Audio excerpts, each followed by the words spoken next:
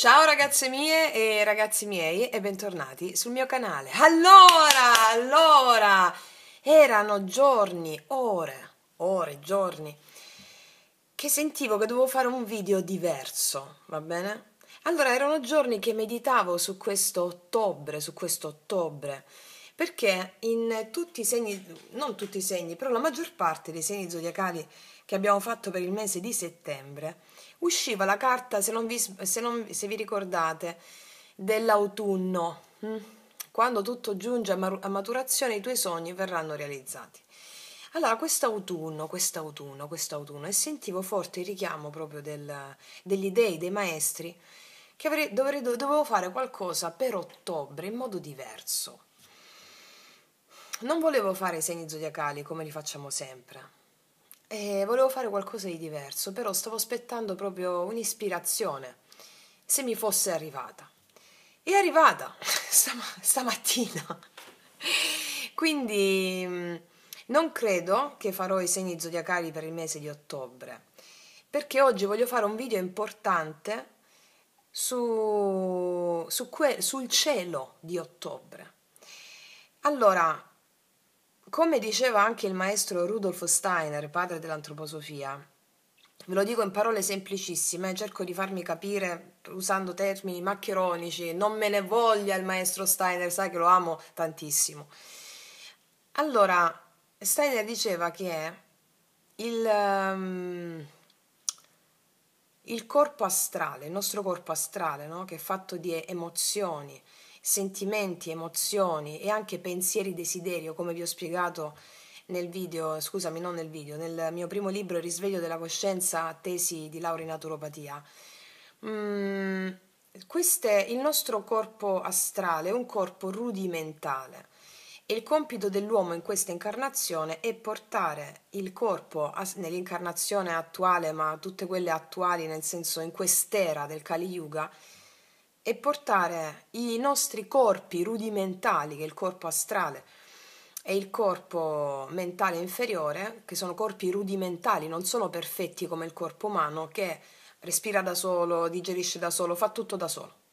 Per dirlo proprio spicciolo, non è che proprio fa tutto da solo, però più o meno è così. Cioè tu non ti impegni a digerire consapevolmente. Quando tu mangi una mela non è che ti devi mettere tu consapevolmente a dissolvere gli elementi che non servono, a produrre le vitamine, ok, questo voglio dire. Invece gli altri corpi sono rudimentali. Quindi il nostro corpo astrale è quello su cui stiamo lavorando, emozioni, sentimenti, affinché noi possiamo costruire un corpo di gloria che sia autonomo, che sia in concomitanza della legge universale, di quello che vi sto insegnando sempre dell'uomo trascendente, ossia che trascende la mente e si allinea ai desideri dell'anima. Ok, fin qua è chiaro. Quindi ognuno di noi deve trascendere il proprio corpo astrale. Ci siamo fin qui? Cioè, al di là delle proprie emozioni, al di là dei propri sentimenti, che sono emozioni e sentimenti che ci vengono da un karma. Mi seguite fino a qua? Allora, siccome le nostre emozioni, i nostri sentimenti, quello che proviamo, quello che sentiamo, sono reduci di un bagaglio karmico, cioè di quello che dobbiamo sperimentare sotto forma di emozioni, sotto forma di sentimenti, quello che dobbiamo sperimentare affinché noi possiamo evolvere verso il Dharma, cioè verso l'ascesa dell'anima, la mente trascendente. Quindi, per fare questo, ognuno di noi, come vi sto spiegando in tutti i podcast di Magia Pratica, in Magia Pratica 7 vi spiego bene come trascendere il tutto, trascendere l'io, ve lo spiego in tutti Magia Pratica, ma nel podcast Magia Pratica 7 c'è la trascendenza del proprio io, del proprio ego, delle proprie credenze. Trascendere la dualità, ok. Quindi, per trascendere l'io, l'ego, e andare in una dimensione dove tutte le cose sono state create dove l'origine di tutte le cose, chiamato il tempo delle origini, per fare questo noi dobbiamo spostarci di mente, da una mente duale razionale a una mente creativa, una mente poetica, o mente trascendente, o manas superiore, o mente poetica, chiamiamola come vogliamo. Bene. Fare questo significa traghettarsi al tempo delle origini, cioè andare a parlare con gli dei, con gli archetipi, laddove tutto nasce e dove tutto è nato. Questo significa allearsi con gli dei, essere creatori del proprio destino e non più vittime degli eventi. Bene, fin qua ci siamo, ok. Traghettarsi in un'altra dimensione trascendente, cioè nel tempo delle origini dove tutto è nato, significa staccarti dall'io impersonificato che vede tutto contro di lui o su di lui o per lui e andare in una dimensione universale, cioè mitica. Ci siamo fin qua? Qualcuno di voi sta capendo bene, qualcun altro deve risentirsi sicuramente il video. Allora, sto cercando di dirvelo in parole semplicissime. Allora, quindi quello che dobbiamo trascendere è il nostro corpo astrale, va bene? Cioè dobbiamo trascendere le nostre emozioni e sentimenti per arrivare in una dimensione universale. Cioè quello che ti capita non è che è capitato solo a te. Come vi ho spiegato, vi spiego nel video, nel podcast Magia Pratica 7. Per arrivare nel tempo delle origini e quindi non essere più vittima di quello che ti è accaduto e vedere che i tuoi avi l'hanno vissuto prima di te e le tue vite passate c'eri tu che vivevi le stesse emozioni, gli stessi dei, eccetera. Quindi devi spostarti in una dimensione universale affinché tu possa vedere le cose dall'esterno. Ok. Per fare questo traghettamento ci sono vari metodi: il metodo delle vite passate, il metodo degli avi, degli antenati, la meditazione, i mandala. Sono tutti strumenti che ci servono a portarci da una mente razionale a una mente creativa, a una mente poetica, cioè a universalizzare l'esperienza, così che tu possa vederla distaccata da te e acquisirla. Più o meno ci siamo, ok. Il corpo astrale, che cos'è? È il karma che dobbiamo evolvere, emozioni e sentimenti che tu dovrai sperimentare, che devi evolvere per arrivare alla mente trascendente. Ok. Cosa voglio fare in questo video oggi? Voglio fare un video dove andiamo a vedere, a universalizzare la tua esperienza. Cioè, andando a vedere tutti i pianeti e come si trovano in questo mese, andiamo a vedere quali sono le cose principali a cui far riferimento ogni giorno affinché tu possa trascendere ciò che vivi e andare in una dimensione universale. Quindi non farò i segni zodiacali di questo mese di ottobre, ma farò un traghettamento dal singolo all'universale. Perché? Quello che vi stavo dicendo è questo. Come diceva Steiner, il sistema astrale, che è il nostro corpo di emozioni e sentimenti, va trasceso. E quindi il tema natale di ognuno di voi che parla degli astri e astrale sono la stessa cosa, no? Cioè i vostri astri, i pianeti al momento della vostra nascita rappresentano quello che tu dovrai evolvere in qualità di corpo astrale. Quello che sperimenterai con la tua Venere in un segno zodiacale, in Bilancia, piuttosto che in Acquario, piuttosto che in Capricorno, piuttosto che in Ariete, piuttosto che in Pesci.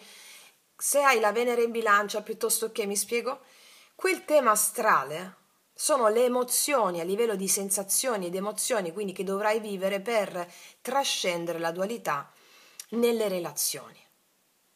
Va bene?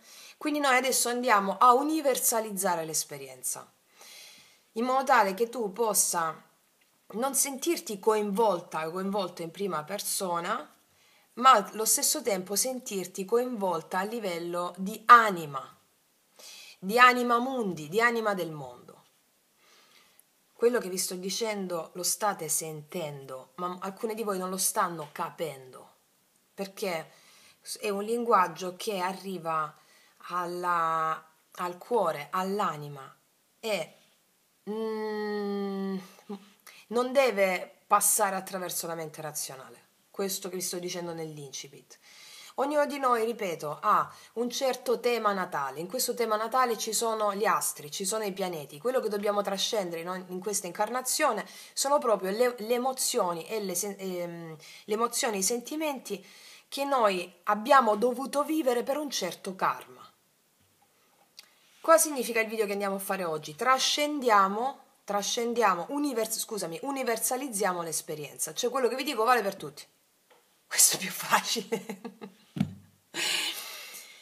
E il compito è proprio trascendere il nostro tema natale, che ci è servito in una data incarnazione per essere prima di tutto vittime, come è giusto che fosse, del karma, e poi maghi. Ecco, questo video che andiamo a fare universalizza l'esperienza per renderci maghi. Quindi non importa se tu hai la Venere in quel segno, se hai il Sole in quel segno, se hai la Marte in quel segno, se hai Plutone in quell'altro segno, non importa.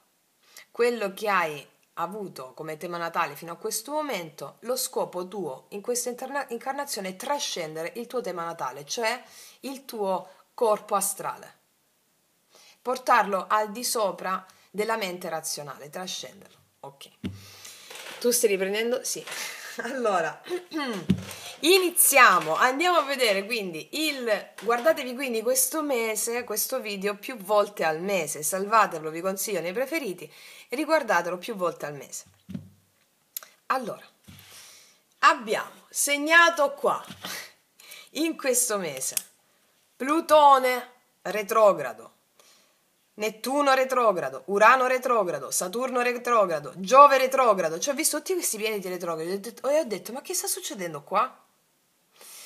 Poi abbiamo Marte che invece non è retrogrado, Venere e Mercurio. Allora, andremo a fare una stesa per ogni divinità, che Plutone, Nettuno, Urano, andiamo a fare una stesa per ogni divinità.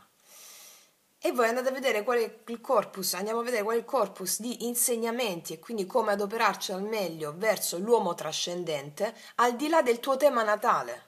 Va bene? Abbiamo Plutone retrogrado in Capricorno. Chi è Plutone? Visto che noi con la mitologia greca si rifà maggiormente, ci identifichiamo subito, no? Plutone è Ade. Plutone è Ade, il regno di Ade, il regno ctonio, sotterraneo, l'inconscio collettivo, dove scende Perseo a prendere gli strumenti per tagliare la testa a Medusa e per diventare leggero. La leggerezza è la chiave imprescindibile del mago. Nettuno retrogrado in Pesci. Chi è Nettuno? L'abbiamo visto qualche giorno fa, Poseidone, il dio di quegli istinti, dei sentimenti selvaggi, nascosti. Urano. Chi è Urano? È il dio del cielo, Urano. E Urano, dio del cielo, e soprattutto nel cielo stellato, ok? Quindi Urano è la rivoluzione, il cielo, il destino, no? Saturno chi è? Non è quello con la barba, identificato spesso con Dio, anche se nella mitologia romana è Saturno che il Crono, il dio del tempo, viene indicato così con la barba, barbuto, ok.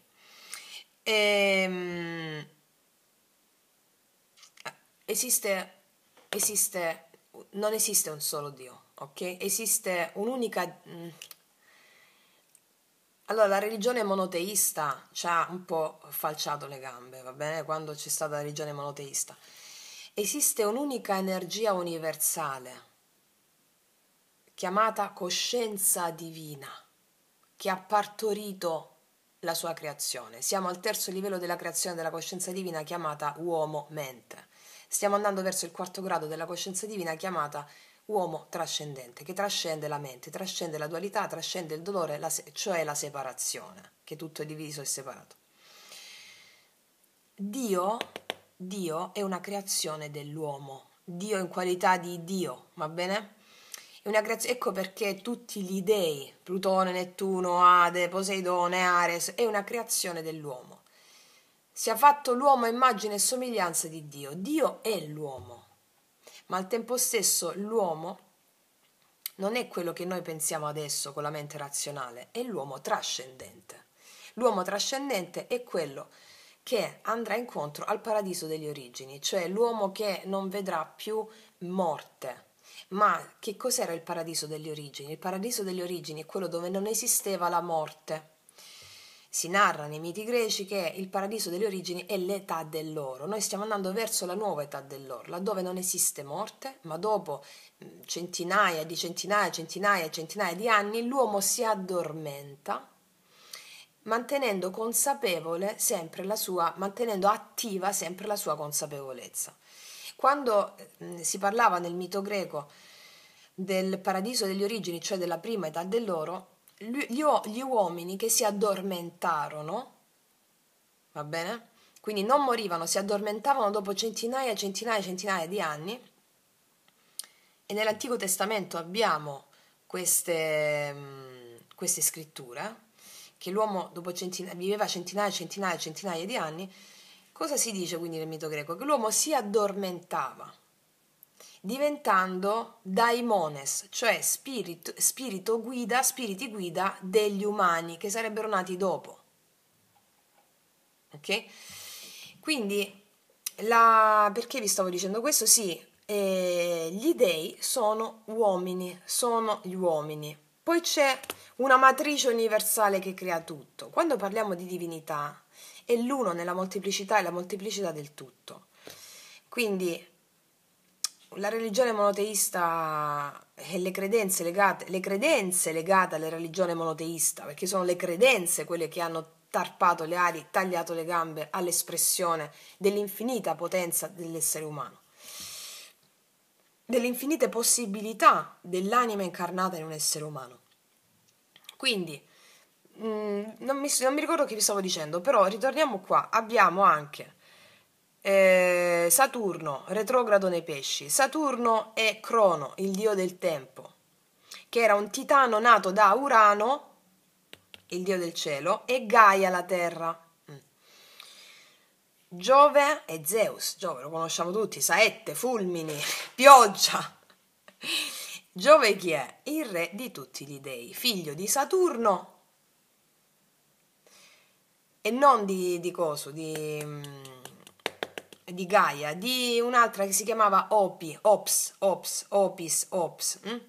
che era la dea del grano, protettrice del grano, ok? Sai, gli dei c'avevano un po' di inciuci, gli dei così. Allora, poi abbiamo Marte lo conosciamo tutti, qua Ares si fa sentire, il dio della guerra, della rabbia, del fuoco, della passione, in Cancro, e quindi abbiamo il focus sull'emotività, tanto lo andiamo a vedere adesso con i tarocchi, perché voglio fare qualcosa oggi che il significato dei pianeti e in che segni zodiacali stanno, lo potete trovare ovunque. Io voglio fare sempre delle cose originali che non potete trovare da nessuna parte, nel senso che diano intuitive. Quindi il significato dei pianeti nei segni zodiacali lo potete trovare ovunque. Quello che voglio fare io qua oggi è il messaggio. Qual è? È quello che possiamo vedere adesso qua attraverso questo atto creativo che andiamo a fare tutte insieme. Come connesse proprio a tutti questi qua che andiamo a nominare adesso. Allora, poi abbiamo Venere, che è Afrodite, che abbiamo in Scorpione fino al 17 ottobre, poi abbiamo Mercurio, Mercurio è colui che dà i sandali alati a Perseo quando scende nel regno di Ade. E ce l'abbiamo in Scorpione fino dal 13 ottobre. Invece Venere in Scorpione fino al 17 ottobre. Io farei un minuto di silenzio dopo aver letto questo. Ok? Allora, abbiamo tutti questi dei, abbiamo tutte queste forze, perché mi è caduta l'attenzione su questa retrogradazione di questi pianeti. Che significa quando un pianeta è retrogrado? che torna indietro. Torna indietro. Indietro è un po' come l'eremita, no? Che guarda al passato. Però l'eremita si è fatto saggio, è un anziano. E quindi tutti questi pianeti ci faranno voltare indietro per vedere il nostro karma, il nostro dharma, per fare un bilancio. Non a caso ottobre è il mese della bilancia, è il mese in cui noi cerchiamo di mettere proprio in equilibrio le cose, tra passato, quello che abbiamo seminato, quello che abbiamo raccolto e quello che sarà il nostro avvenire. Ma tra il passato e l'avvenire, ciò su cui dobbiamo focalizzarci è l'attimo presente. Nell'attimo presente cosa sentiamo di dover lasciare andare? Cosa sentiamo rispetto a ciò su cui dobbiamo investire? È nell'attimo presente, perché tutto si crea adesso. Il tuo futuro che stai guardando adesso non sarà il futuro che avrai tra un mese, cioè, cerco di spiegare. E come ho detto a un mio amico giorni fa che mi avevano invitato fuori a cena, dice vieni giovedì a cena, era mercoledì. Ho detto guarda, il mio giovedì di oggi ti dice di no, però il giovedì di domani non so se ti dice di sì, cioè, mi spiego? Quindi quello che seminiamo adesso è sempre un'idea, no? Seminiamo un'idea prospera per noi, seminiamo qualcosa che ci deve dare l'appagamento già in quel momento quando la ideiamo, non so se si può dire così. L'appagamento che ci arriva dall'idea che in quel momento abbiamo, da quel sogno che abbiamo, ecco, dobbiamo confidare, quindi fede totale, solo nell'appagamento che ci dà quell'idea in quel momento. Come diceva Platone, le idee sono eidola, scritto aeidola, cioè sono dei. Quindi ogni idea che ti viene proprio, che ti entusiasma, è un Dio. Affidati sempre a quel Dio, a quell'idea. Rispetto poi alle prove che bisognerà affrontare per arrivare a quell'idea. Noi intendiamo, siccome abbiamo questa mente razionale, quando dico prove, quando diciamo sfide, le vediamo sempre come qualcosa di negativo. Perché abbiamo la mente razionale, ma iniziando a usare la mente trascendente, non vediamo l'ora di andare in palestra a sforzarci per i muscoli, cioè lo sforzo che viene fatto rispetto alle cose. E qua ne abbiamo di gran lunga parlato della differenza tra sforzo e impegno, no? Anche nel video del messaggio al collettivo nominato Zitti tutti e adesso sono guai. Ecco, la differenza tra sforzo e impegno. Come diceva un grande mistico, la suprema condotta è assenza di sforzo. Ve l'ho raccontato anche nei video di magia pratica. Un fiore non fa fatica ad essere un fiore, una rosa non fa fatica ad essere, non si sforza ad essere un fiore. Scusami, una rosa non si sforza ad essere una rosa, un tulipano non si sforza ad essere un tulipano. Il problema sta nella resistenza che noi esseri umani mettiamo all'essere quello che veramente siamo. Le resistenze sono i condizionamenti. Quindi lo sforzo per essere qualcosa che non siamo ci depaupererà sempre di energia. È ben diverso l'impegno. Io nel mio lavoro, come vi dico sempre, metto tantissimo impegno. Lavorando oltre 13 ore al giorno, tantissimo impegno. Però non è uno sforzo. È perché sono al servizio. Quando sei al servizio di una causa non stai più facendo qualcosa per te, ma lo fai per una causa più grande del tuo ego, allora lì ti metti al servizio di qualcosa di più grande ed è un impegno costante, non si esaurisce mai, così come non si esauriscono mai le forze. È come i bambini quando giocano per ore e ore e ore e ore e ore e poi cadono a letto stremati. È la stessa cosa. Quindi lo sforzo è come anche quando la fatica è l'impegno, ma non è sforzo. Io lo vedo quando anche faccio yoga o quando vado a correre, quando mi prefiggo di fare certe posizioni o raggiungere una certa meta con la corsa, io faccio fatica, va bene? Faccio fatica muscolare, fatica in quel senso, ma quando poi supero quella soglia che mi sono prefissa o riesco a fare quelle posizioni dello yoga, io ho fatto fatica, ma quando finisco è una fatica bella, mi spiego, e questa è la differenza. Che cosa vi stavo dicendo? E mo non mi ricordo, sono andata da una parte all'altra, ma stiamo facendo un video ispirato e quindi stiamo proprio nel flusso creativo. E questo significa proprio essere nel flusso creativo, no? Allora, abbiamo tutti questi dei. Abbiamo tutti questi dei. Io adesso farò per ogni dio, per Dio, per Dio farò ogni dio.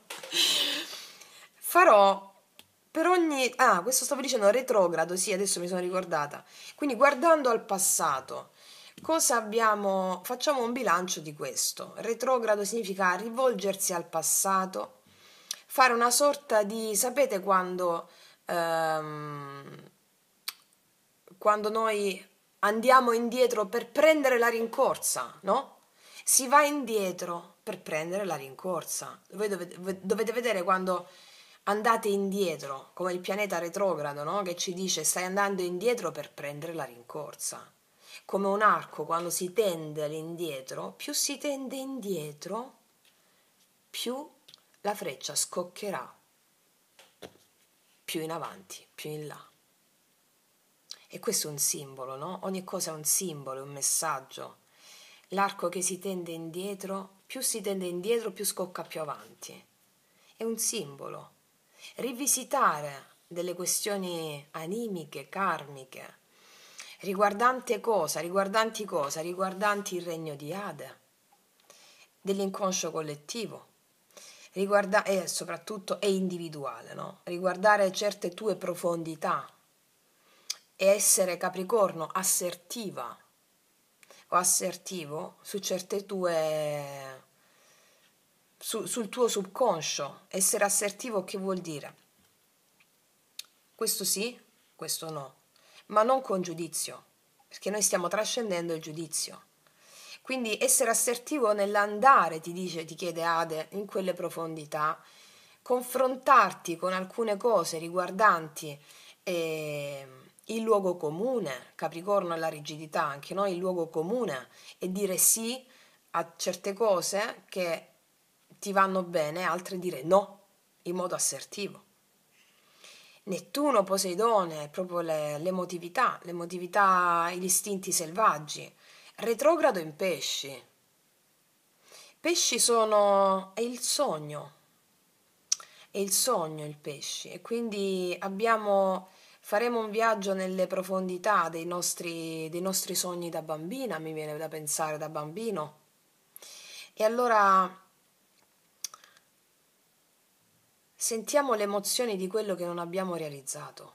Facciamoci avvolgere dalla dolce tristezza, la dolce malinconia. Affidiamoci a queste idee. E come vi ho spiegato nel video Magia Pratica 4, queste idee e il dio Nettuno ci aiuteranno a distruggere definitivamente la realtà costruita dalla mente, per andare incontro ai veri desideri dell'anima. Affidiamoci a questo. Urano, dio del cielo, retrogrado nel Toro. Quindi abbiamo Urano, che è il dio della rivoluzione improvvisa. Urano distrugge l'ordinamento precostituito. precostituito da certe rigidità, da certi schemi. L'abbiamo retrogrado nel Toro, quindi guardando indietro il Toro è il valore, tutto ciò che per noi costituisce ha un valore, no? Allora qua noi faremo una rivoluzione rispetto al valore. Cos'è che per noi ha veramente valore? Visto che stiamo facendo un transito all'uomo trascendente, alla mente trascendente rispetto alla mente razionale. La mente razionale ti ha fatto dare certi valori a certe cose, va bene? Ti ha fatto dare valore a certe cose che erano fasulle. Io credo in questo, il mio valore è su questo, io do valore a questo piuttosto che quell'altro. Allora qua c'è una rivoluzione di valori. Questo ti permette di radicare in te nuovi valori, Toro. Quindi sei sicura, ti dice Urano retrogrado nel Toro, che quello a cui davi valore qualche tempo fa ha per te ancora valore? Le domande che ti fa Urano. Saturno retrogrado nei pesci. Saturno, conosciuto anche signore del karma, no? Crono, dio del tempo, signore del karma, è retrogrado nei pesci. Allora qua abbiamo il karma,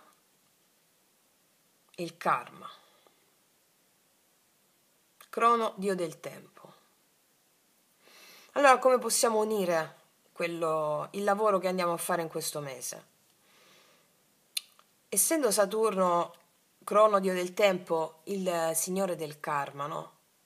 Allora qua ci ritorneranno alcune cose del nostro passato atavico che ha a che fare con le emozioni della nostra infanzia, pesci, che non siamo riusciti a integrare nella prima infanzia.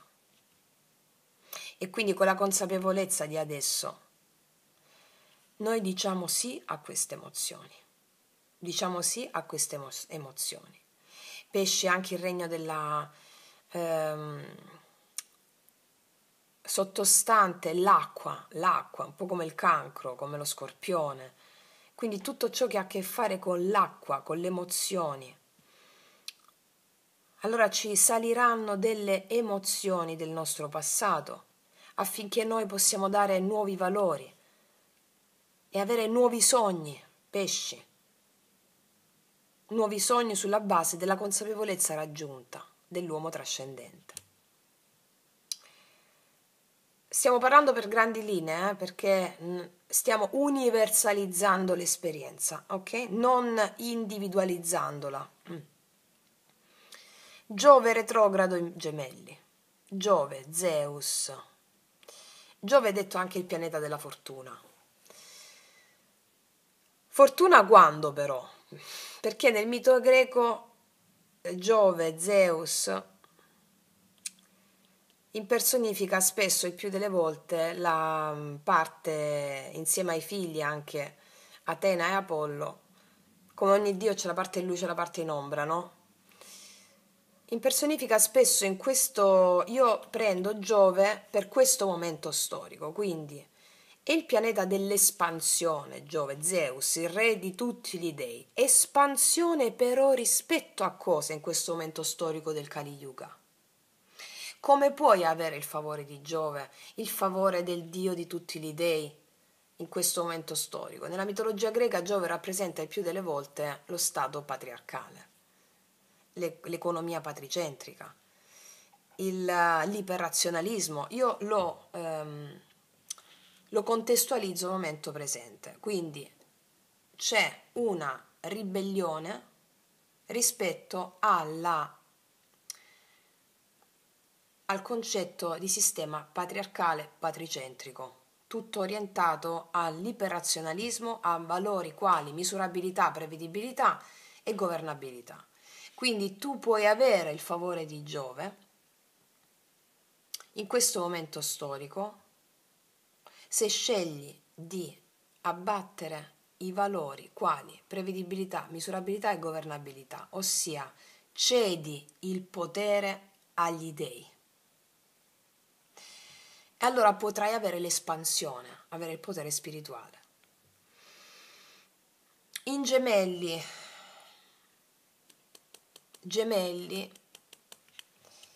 soprattutto in quello che riguarda la comunicazione con l'altro, soprattutto in quello che riguarda il contatto con gli altri, devi essere in grado di portare l'esempio di un altro tipo di espansione, del luogo comune. Io abbatto il luogo comune.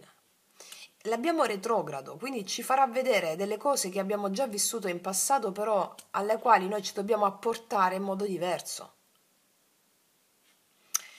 Poi abbiamo Marte, Ares, il dio delle passioni, della guerra, della lotta, in Cancro, non è retrogrado. Allora qua noi dobbiamo fare una rivoluzione, dobbiamo ribellarci con Ares a tutto ciò che avremo una forte emotività in questo mese, che Marte dà proprio la guerra. Allora l'amore è lotta, come vi insegno sempre, l'amore è lotta, la vita è lotta. Allora alleatevi con Ares. Perché l'amore è lotta, la vita è lotta? Perché è lotta sulle resistenze al darci.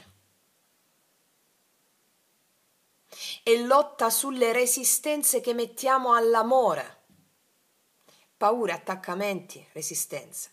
E quindi alleiamoci con Ares. Alleiamoci con le emozioni, Cancro, con la nostra casa interiore,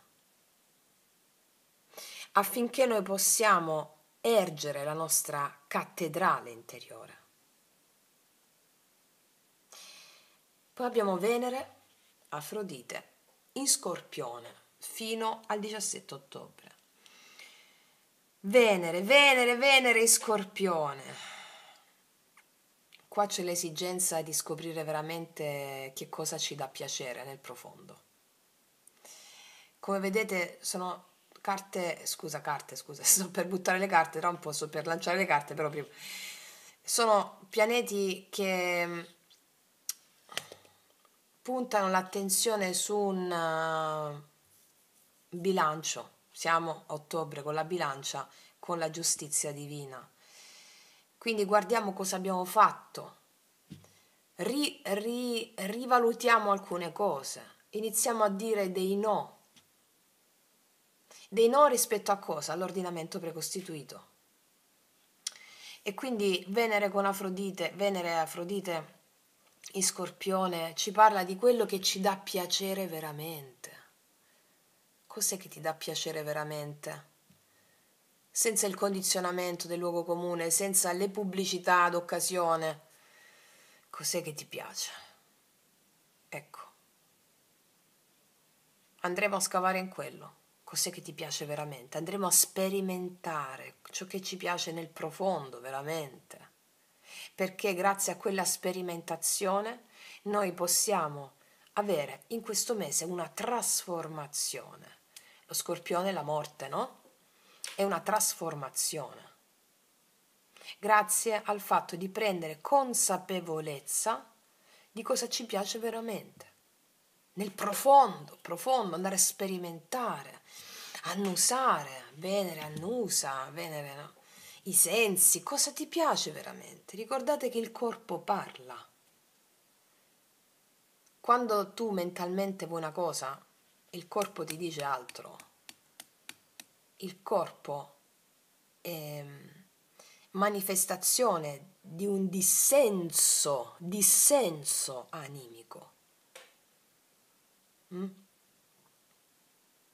Perché la mente vuole qualcosa e il corpo non vuole, o ti viene una cistite, o ti viene un blocco, o ti viene mal di pancia, o ti viene un blocco allo stomaco, o ti viene, come vi spiego nel video Magia Pratica 7, il corpo è latore di informazione di una disarmonia animica. E ricordiamo che, come spiego sempre nel video Magia Pratica 7, la malattia, la sintomatologia,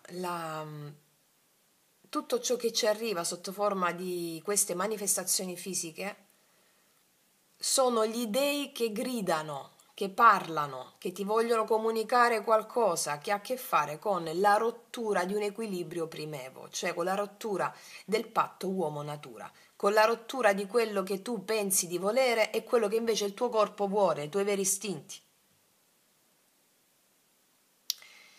Poi abbiamo Mercurio Hermes, che anche rappresenta la medicina, anche, no?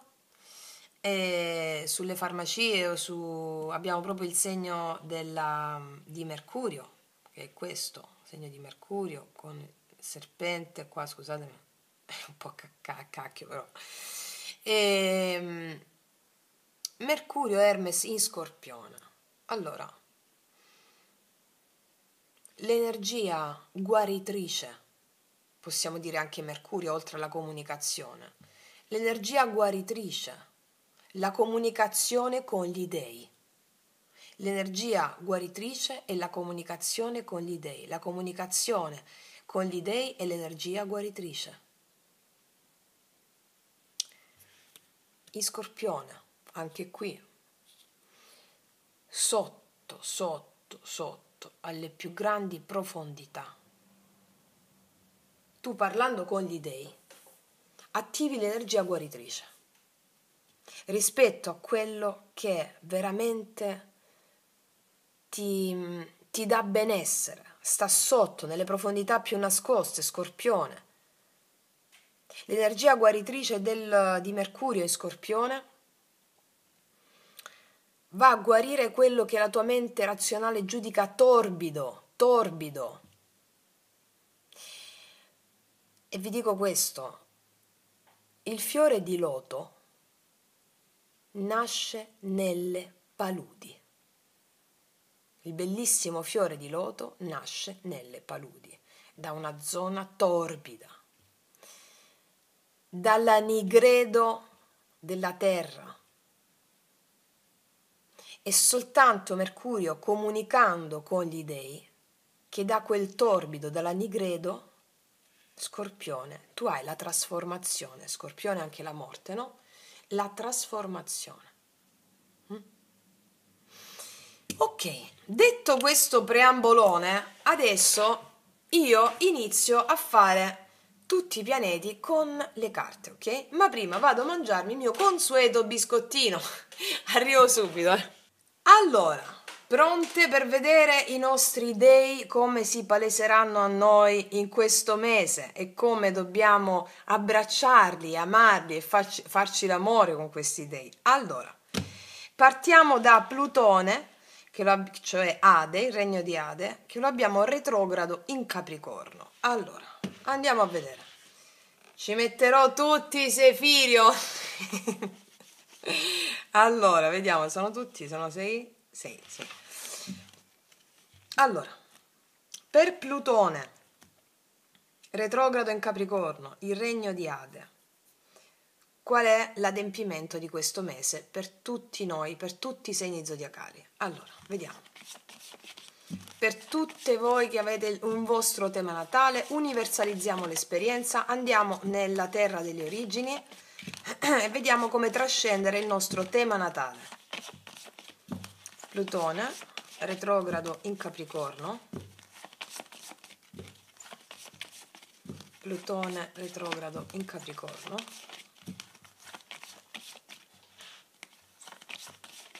Plutone, retrogrado in Capricorno, per favore. Chiedo al dio Ade. Eccola. Plutone retrogrado in Capricorno. Abbiamo il regno delle ombre. Siamo nella fase intermedia. Dovremmo confrontarci, siamo nella fase della albedo. Ci siamo distaccati dalle grandi paure, attaccamenti, dal vittimismo, siamo nella fase intermedia, non siamo ancora nel regno della chiara luce, proprio perché è retrogrado. Cioè comunque non è strano che esca il regno delle ombre su questo Plutone retrogrado in Capricorno. Abbiamo a che fare con voltarci indietro per prendere la rincorsa. Vediamo su che cosa prenderemo la rincorsa. Ok, sul regno delle ombre, vediamo.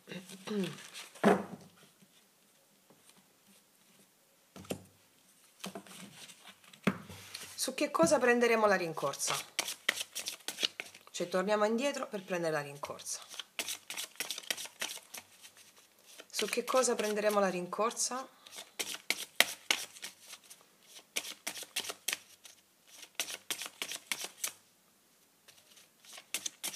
Del nostro inconscio, eccolo, vediamo. L'oltre, guardare oltre.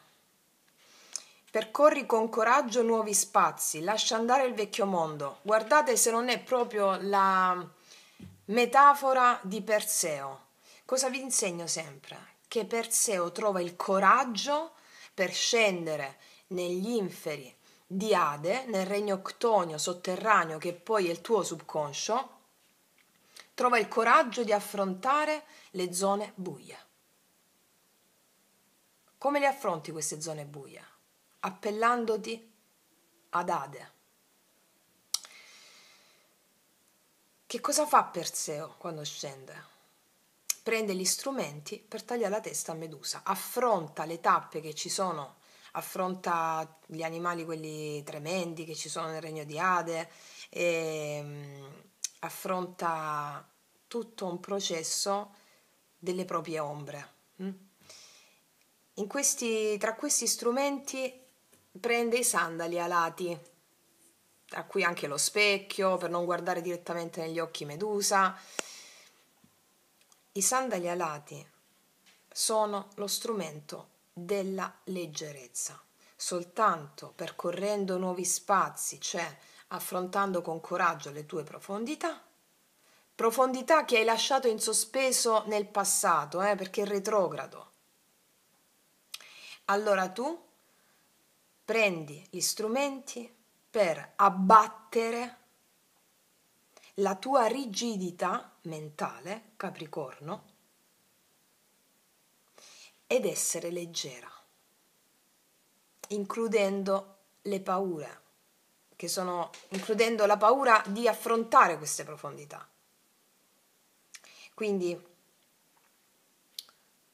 ci intima di avere lo stesso coraggio di Perseo. Come si fa a trovare questo coraggio? Tu il coraggio ce l'hai già, cioè sei già un atto di fede. Allora Perseo è mosso ad avere questo coraggio per una causa più grande di se stesso. Doveva salvare la madre che la teneva rinchiusa un re, va bene? E prigioniera questo re. Allora il simbolo della madre è il simbolo della grande madre, della natura, del tuo vero essere, va bene?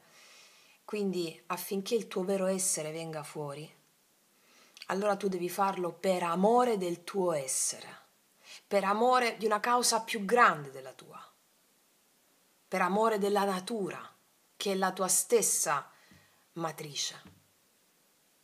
Va bene? In questo modo lascerai andare il vecchio mondo.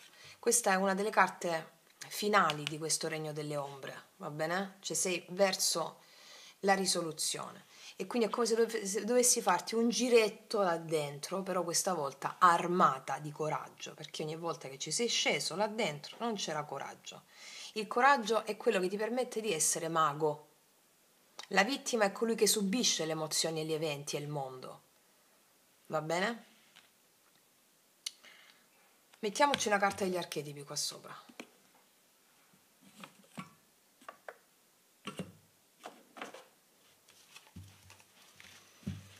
Dove va questo coraggio? Cioè, fammi vedere un po' che dice l'archetipo, poi ti dico, Plutone retrogrado in Capricorno e regno di Ade.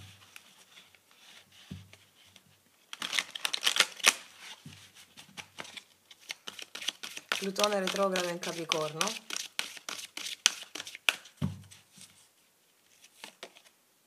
Visionario, devi guardare, devi avere una mente creativa, una mente poetica. Lascia stare la mente razionale, mettila proprio al palo, la ratio. Quindi questo viaggio negli inferi di Ade con il coraggio lo devi fare sia con una mente creativa, poetica, Che cos'è questa mente creativa e poetica? Devi benedire la dolce tristezza, la dolce malinconia, una volta per tutte. Devi benedire queste idee, queste emozioni. La visionaria è sia colei che riesce a guardare oltre quello che vede in qualità di emozioni in quel momento, senza delegare all'esterno alcuna responsabilità di quello che sta vivendo, perché è la tua anima che te lo crea, sia quello che avrai dopo aver fatto questo viaggio. Capacità di visualizzare quello che non è concepibile ancora per gli altri, la volontà di proclamare una visione senza tenere in conto il beneficio personale. Ti ho appena detto che Perseo scende nel regno di Ade non per un beneficio personale, non per un potere personale, quello nel mito greco viene impersonificato da Minosse, come vi racconto anche nel podcast Magia Pratica 7 sulla malattia.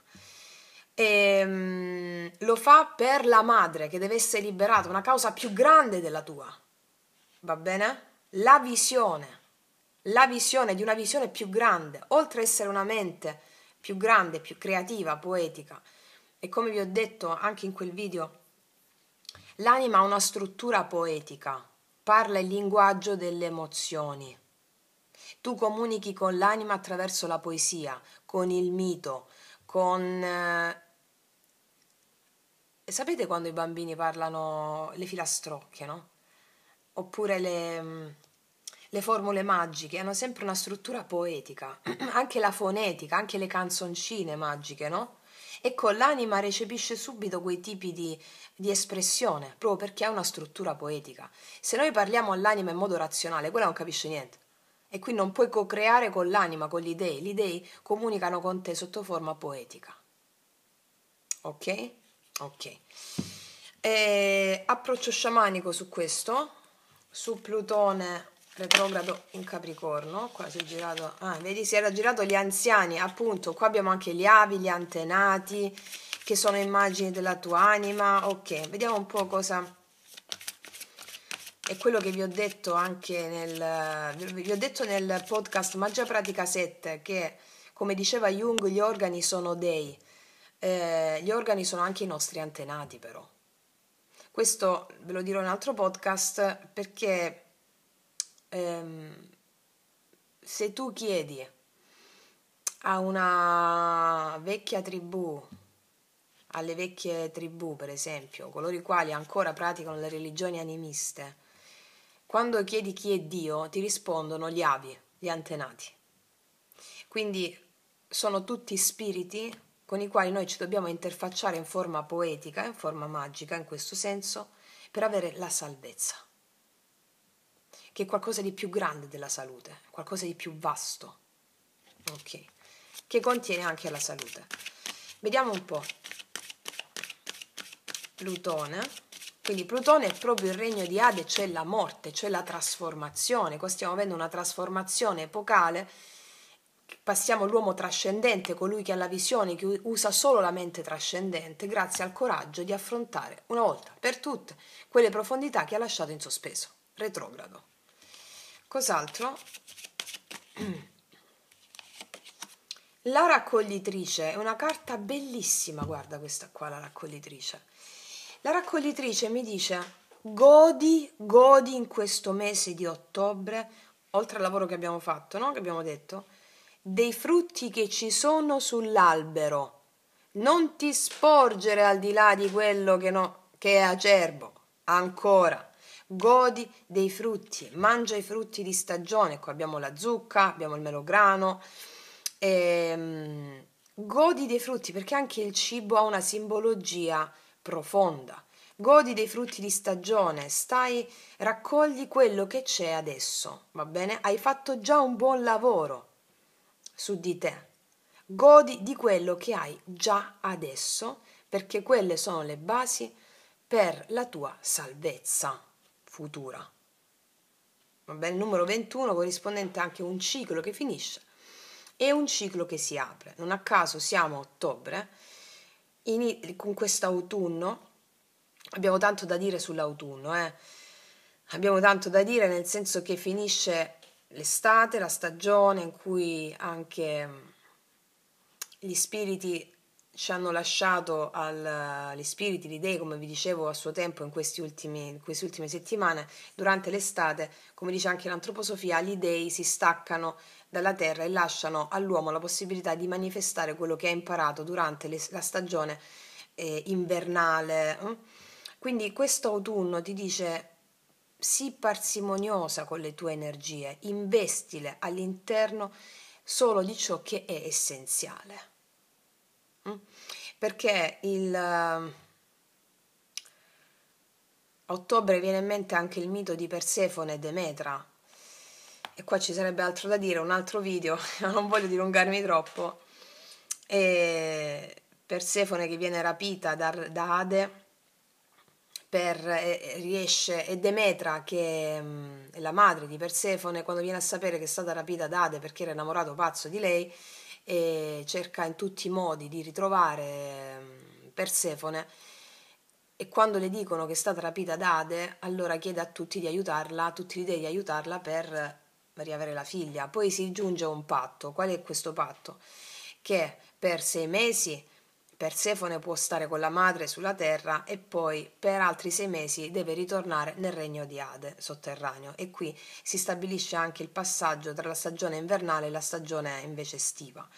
Cioè, quando Demetra, che era la dea della terra, dei raccolti, piange tutte le lacrime perché la figlia era scomparsa, allora si lega all'inverno, autunno, inverno, alla stagione invernale in cui non c'è raccolto, va bene? Invece quando Demetra ritrova la figlia Persefone, che Ade gliela ridà per 6 mesi, allora tutta quella felicità di Demetra nel ritrovare la figlia si manifesta come con la stagione, quando la primavera, l'estate, i frutti ritornano, ok? Allora qua ti dice in questo momento: godi dei frutti che hai adesso per sentire quel calore interno e avrai una visione straordinaria di quello che è la verità. Ok. Detto questo, ragazze e miei ragazzi, adesso passiamo a Nettuno. Allora, riprendiamoci tutti gli Angelion e vediamo per quanto riguarda Nettuno, che è Poseidone, le emozioni, i sentimenti profondi, celati nel subconscio, retrogrado nei pesci. Qual è la carta dei Sefirion corrispondente a Nettuno, Poseidone, retrogrado nei pesci?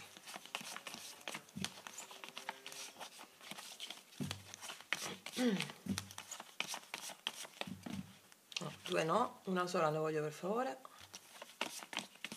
Nettuno retrogrado nei pesci. Questi ricordi di infanzia, questa che poi su cui si è messa la nebulosa della mente razionale, no? E quindi confusione, il lato in ombra dei pesci. Eccola qua. Vediamo cosa ci chiede Poseidone. Vediamo. La dimensione astrale, proprio le emozioni, è pazzesco.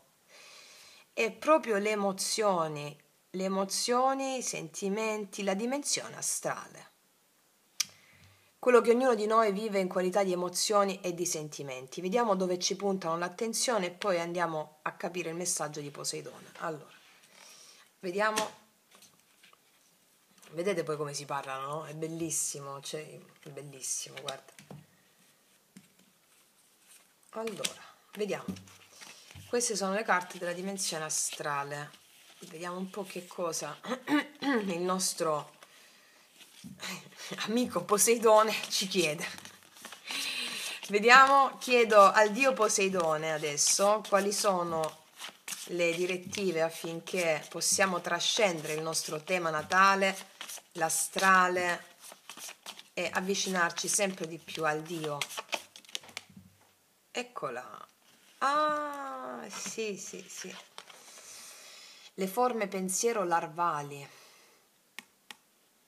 Io mi insinuo nei vuoti della tua coscienza. Io regno laddove tu non sei consapevole.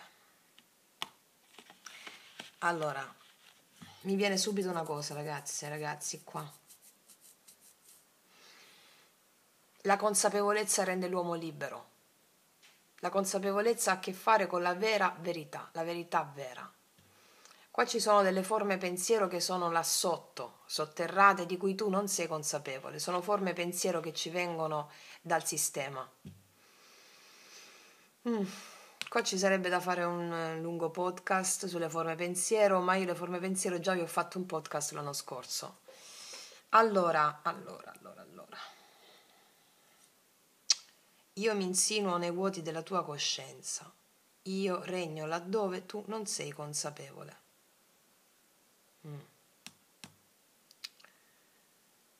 Allora, ragazze, qua ci sono delle cose che... Allora, quello che non sai, non sai. Allora, la tua mente razionale può metterti dei pali, proprio come vi ho detto, siamo in un'ipnosi collettiva in cui il più grande limite è l'oggettività delle cose, in cui vediamo tutto come oggettivo. Lo spiego bene di nuovo nel video Magia Pratica 7. Allora, non esiste una realtà oggettiva, non esiste una realtà oggettiva. La realtà esiste quando tu la guardi e quando tu la guardi metti fuori le tue credenze rispetto a quella realtà. E qua ci sarebbe tanto da dire, adesso voglio mettere gli archetipi per vedere la cosa alla quale mi posso agganciare per dirvi non tutto un corpus di podcast, ma una cosa specifica. Il punto è, laddove non sei consapevole, la mente razionale ti attacca. Va bene? Ti attacca. Cioè ti rende vittima. Qua, siccome Nettuno, Poseidone, ha a che fare con le emozioni più profonde, ci sono emozioni profonde di cui tu non ne sei proprio consapevole. E tu devi renderti conto che tu in qualità di essere umano rappresenti la specie dell'essere umano, va bene? Dentro a un santo c'è l'assassino, dentro l'assassino c'è il santo. Quando vi dico le vostre ombre esterne, tu proietti all'esterno la tua ombra, ma non è la tua in qualità di identità. Se tu sei una persona di un certo tipo e hai a che fare con un maniaco assassino, mi spiego? Non è che quello sei tu. E vi dico, guardate, la realtà è sempre un vostro specchio, ma quella persona rappresenta te in qualità di genere umano. E se hai a che fare con un maniaco assassino è perché devi sicuramente avere a che fare con un certo tipo di emozioni che solo il maniaco assassino ti può scatenare. È il tuo karma che lo vuole, non che tu sei maniaco assassino, mi spiego? Ma devi includerlo in qualità di tua ombra come genere umano. Ecco dove sta la consapevolezza. Laddove tu non sei consapevole, tu accusi l'altro e ti senti vittima. Quando tu sei mago, includi tutto il mondo, tutta la realtà in qualità di genere umano. Ok? Quindi. Qua ci sono emozioni che ti arriveranno che magari non hai mai sentito o che ti sei rifiutata di accogliere o rifiutato di accogliere nel tuo passato o in questa vita o in altre, perché Nettuno è retrogrado. Va bene? Andiamo a vedere con gli archetipi, voglio vedere dove mi puntano l'attenzione.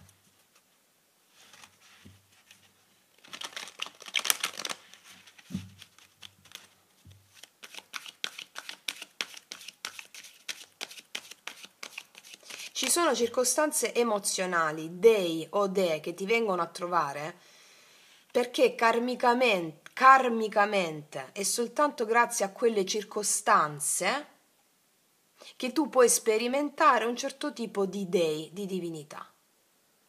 Non le devi giudicare. Ecco, con questa carta il giudizio è l'arma più potente che utilizzerà la tua mente razionale per renderti vittima. Includi. Ok. Vediamo qual è l'archetipo.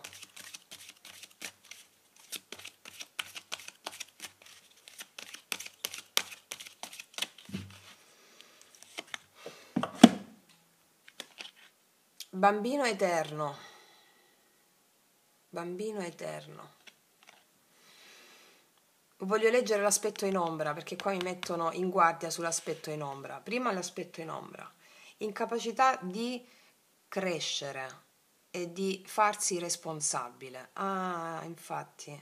Assumiti la responsabilità, come vi ho spiegato nei video Magia Pratica 4, Magia Pratica 5, Magia Pratica 6. Bisogna assumersi la responsabilità di quello che ti accade a livello di immagini dell'anima. Le immagini dell'anima sono gli eventi che ti succedono. Mi riassumo la responsabilità di quello che sto proiettando e che ho proiettato nella mia vita. Ricordiamo, Nettuno è retrogrado, guarda al passato, quindi c'è la necessità impellente di riassumerti la responsabilità degli eventi, cioè immagini, che hai creato in qualità di anima fino a questo momento. Nei video Magia Pratica 4, 5 e 6 vi spiego come si fa il ritiro della proiezione, che è una pratica antica sin dalla notte dei tempi. Ok?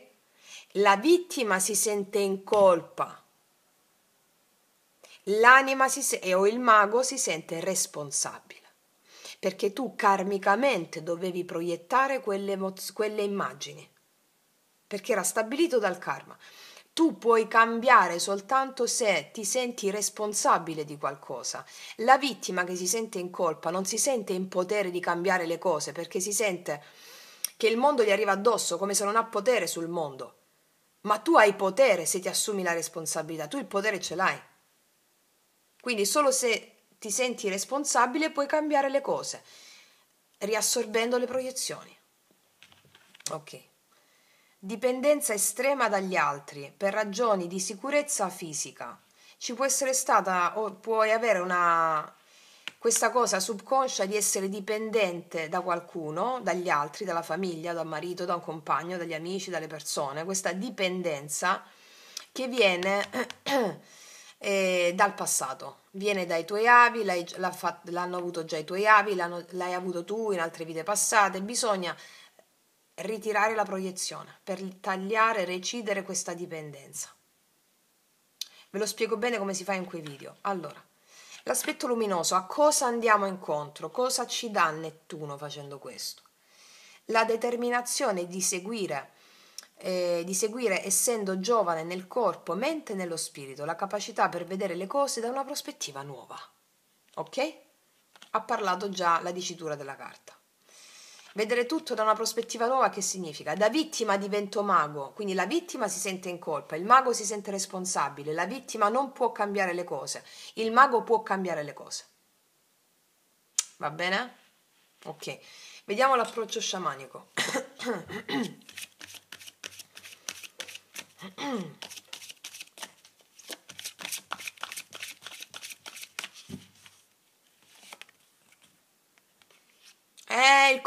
Il coyote! Chi altro volevi che ci uscisse se non il coyote? È una stesa proprio che parla nel dettaglio. Il coyote è l'imbroglione sacro. L'imbroglione sacro. Allora questo è il mese in cui tu avrai a che fare con delle cose che sono tutto l'opposto di quello che tu credi.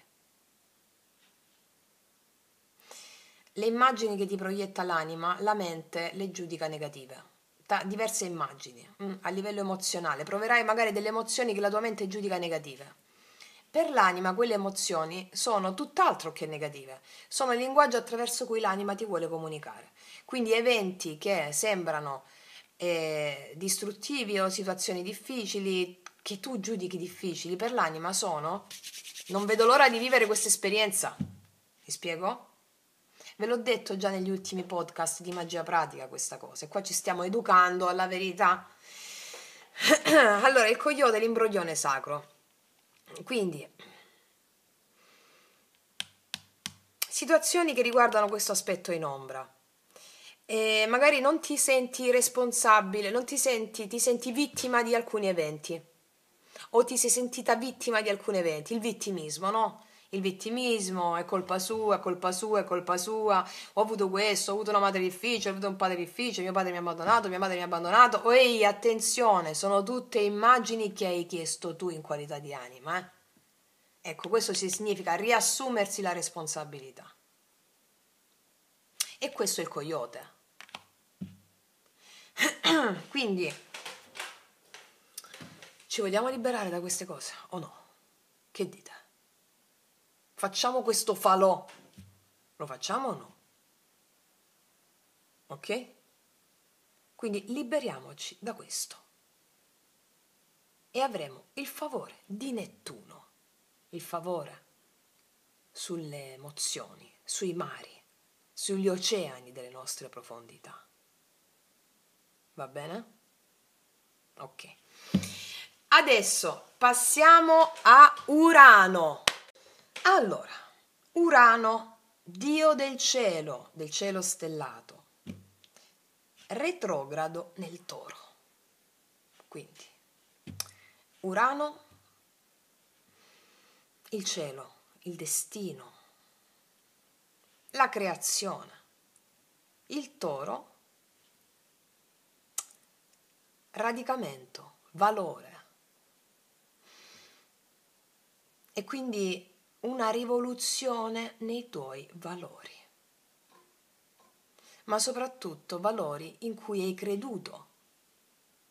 Quindi ci sarà un bilancio su quei valori in cui hai creduto fino a questo momento, valori corrotti da una mente razionale, oppure valori che sono ancora in auge per te, valori che reputi buoni e giusti. Quindi ci sarà una introspezione su questo, una rivoluzione dei valori, o che porta a considerare i valori in cui credi buoni e giusti ancora adesso, o a riformattare tutti i valori. Vediamo un po'. Allora, vediamo cosa ci dice Urano, dio del cielo, retrogrado nel Toro.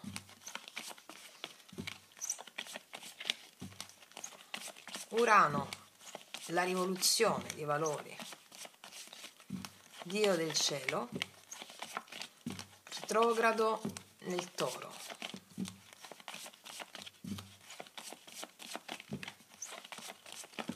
No, due no, una sola ne voglio. Urano, eccolo qua. E vediamo un po' cosa ci dice il dio del cielo. Anche qui abbiamo la dimensione astrale. Pensieri ed emozioni. Pensieri ed emozioni. Dio del cielo, della creazione, pensieri ed emozioni. Pensieri ed emozioni.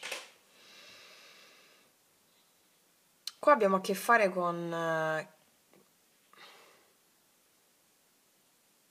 cos'è per te importante.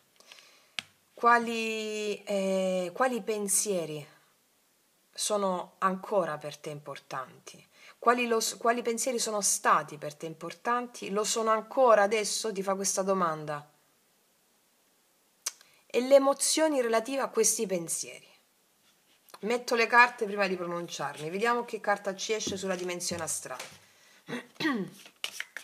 Allora. Urano, dio del cielo, retrogrado nel Toro.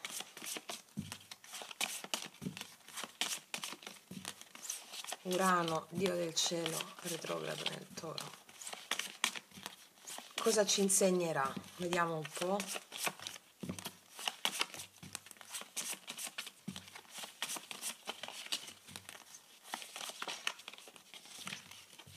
Urano, dio del cielo, retrogrado nel Toro. Faccio appello a Urano. Ah, eccolo qua. Chi sono? Le divinità. Senti dentro di te il palpito dello spirito. Ragazze, è molto semplice qua. Pensavo diversamente. Le divinità. Allora, il dio del cielo, Urano, la creazione.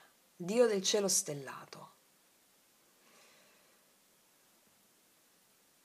Tutto è polvere di stelle. Urano ci sta chiedendo in questo mese: senti dentro di te lo spirito, il palpito dello spirito. Solo questo ha valore. Toro.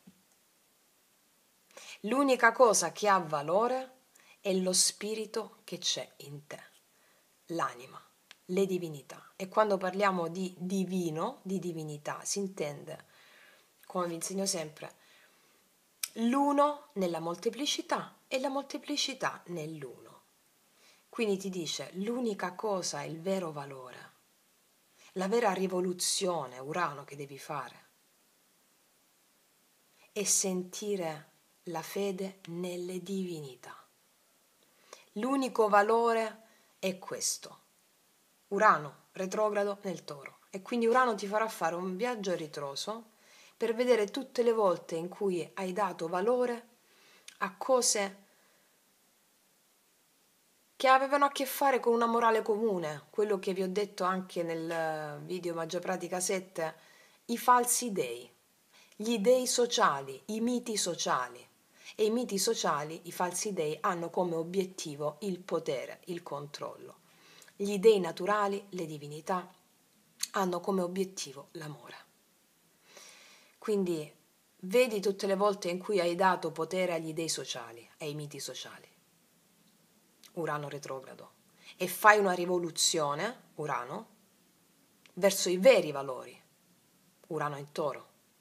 I veri valori sono quelli dell'anima, delle divinità, dello spirito. Questo è una civiltà che ha perso il contatto con il divino. Ecco perché si chiama Kali Yuga, il più oscuro dell'umanità, e perché quando l'umanità giunge a un punto di non ritorno, periodo criticissimo, come vi ho spiegato nel video Magia Pratica 6, laddove si crea quella sorta di speciazione, specie madre, specie figlia che si stacca dalla specie madre. E questa specie figlia è l'uomo trascendente, a cui poi anche la specie madre si abituerà. Più o meno così. Allora l'unico valore a cui dobbiamo tendere è lo spirito, l'anima e le divinità. Quindi facciamo una rivoluzione su questo. Che cosa vuol dire questa cosa? Fede nell'invisibile. Il momento più critico dell'umanità in cui noi siamo incarnati, ci siamo incarnati apposta, perché lo potevamo fare prima di tutto e abbiamo scelto questo momento storico proprio perché è risultato quello che più di ogni altro momento storico era funzionale alla nostra evoluzione. Significa che gli strumenti già ce l'abbiamo, se no non ci incarniamo. Mi spiego? Ok. Quindi l'unica rivoluzione che ti viene chiesta dal Dio del cielo è quella di dare valore, quindi siccome è retrogrado nel Toro, il valore al divino, alle divinità. Tutto quello che vi dico, le divinità sono emozioni, dimensione astrale. Per trascendere la mente razionale devi dare valore soltanto alle tue emozioni, alle divinità, allo spirito. Ok? Ok, mamma mia, vediamo un po' che archetipo ci esce qua sopra.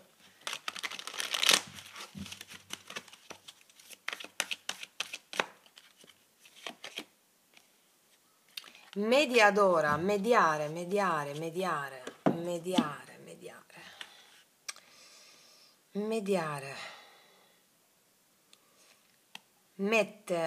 pose un dono para negociar justa e strategicamente en la vita personale e professionale rispetto da entrambe le parti in una discussione. Ok, ho capito. Allora, non mettere giudizi sulla specie madre. Che cosa vuol dire questa cosa?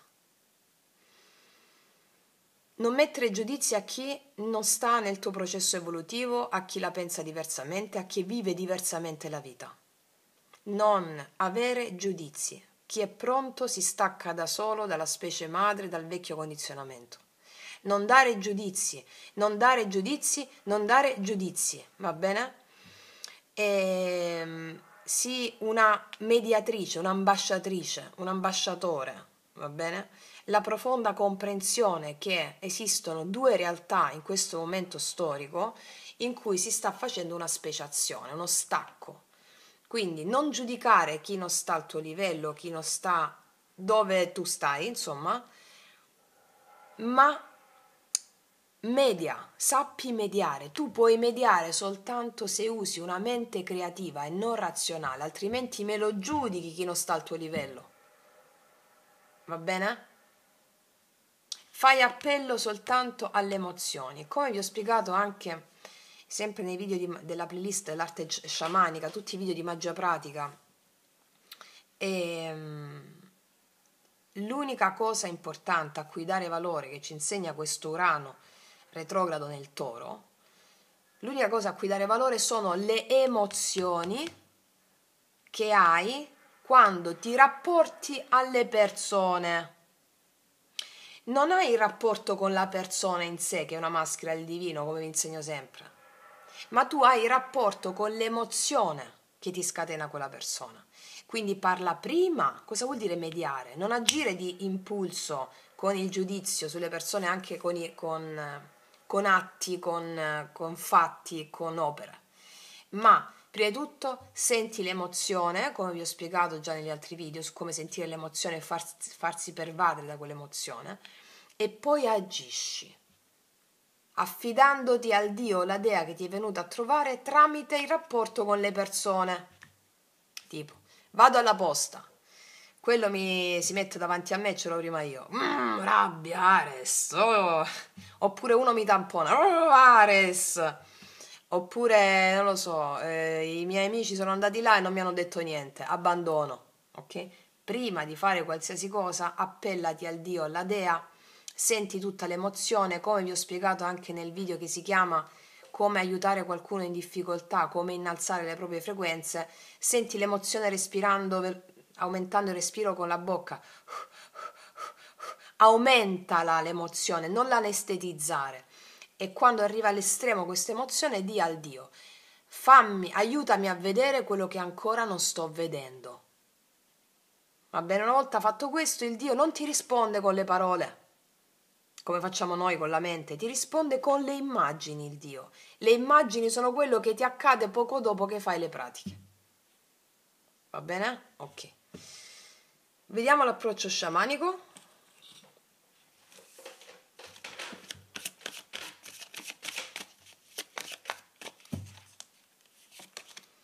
Il giaguaro.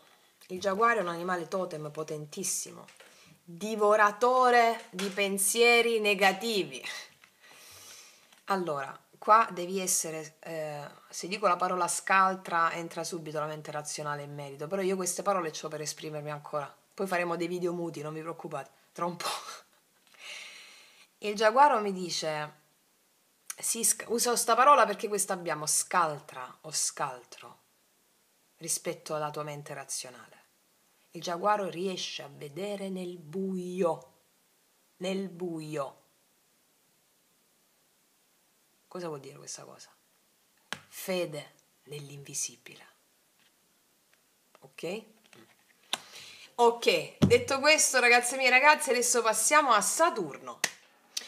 Allora, eccoci qua per realizzare l'opera dedicata a Saturno. Allora, Saturno retrogrado in Pesci. Saturno abbiamo detto che è il dio del tempo, Crono, è un titano che nasce da Urano, il cielo, e Gaia, la terra. Allora, Saturno, il dio del tempo retrogrado in Pesci, ci richiama a un'esigenza di trascendenza, di spiritualità e fusione con il divino. Saturno, detto anche il signore del karma, no? Allora, il karma cos'è? Il karma è ignoranza del divino. Il karma è la mancanza di conoscenza del divino, mancanza di conoscenza di darsi agli dei. E allora in Pesci ci intima questo riconoscimento, darsi agli dei. In quell'oceano del pesce, l'intimità profonda delle proprie emozioni, e allora in quell'intimità profonda delle nostre emozioni, le cose di cui abbiamo paura, che non conosciamo, che ci vengono da vite passate, Saturno, allora noi ci dobbiamo affidare.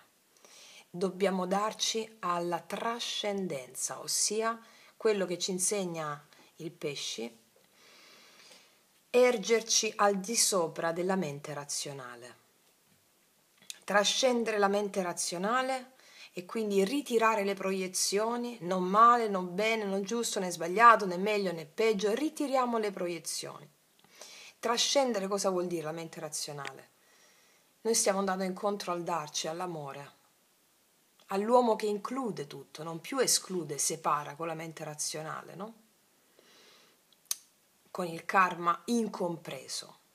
Ma noi ci stiamo dando al nostro karma e non rifiutiamo il tempo che arriva a portarci quello che noi abbiamo seminato quando ci siamo dati al karma e quello che ancora non abbiamo seminato dandoci al karma che abbiamo lasciato in sospeso in questa vita e nelle altre vite.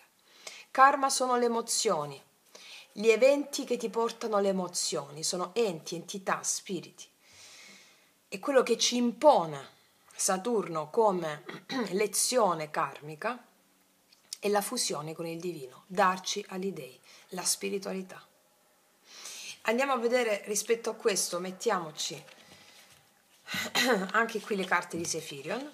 Saturno retrogrado in pesci. Saturno, signore del karma, dio del tempo, retrogrado in pesci. Eccolo là. Vediamo. La dimensione uranica è proprio perfetto. La dimensione uranica sono gli elementi. Ok? Andiamo a vedere di che elementi si tratta e poi elaboriamo il tutto. Allora, fuoco, aria, acqua, terra, gli spiriti cosmici. Ok. Qual è la carta a cui corrisponde la dimensione uranica per Saturno retrogrado nei pesci?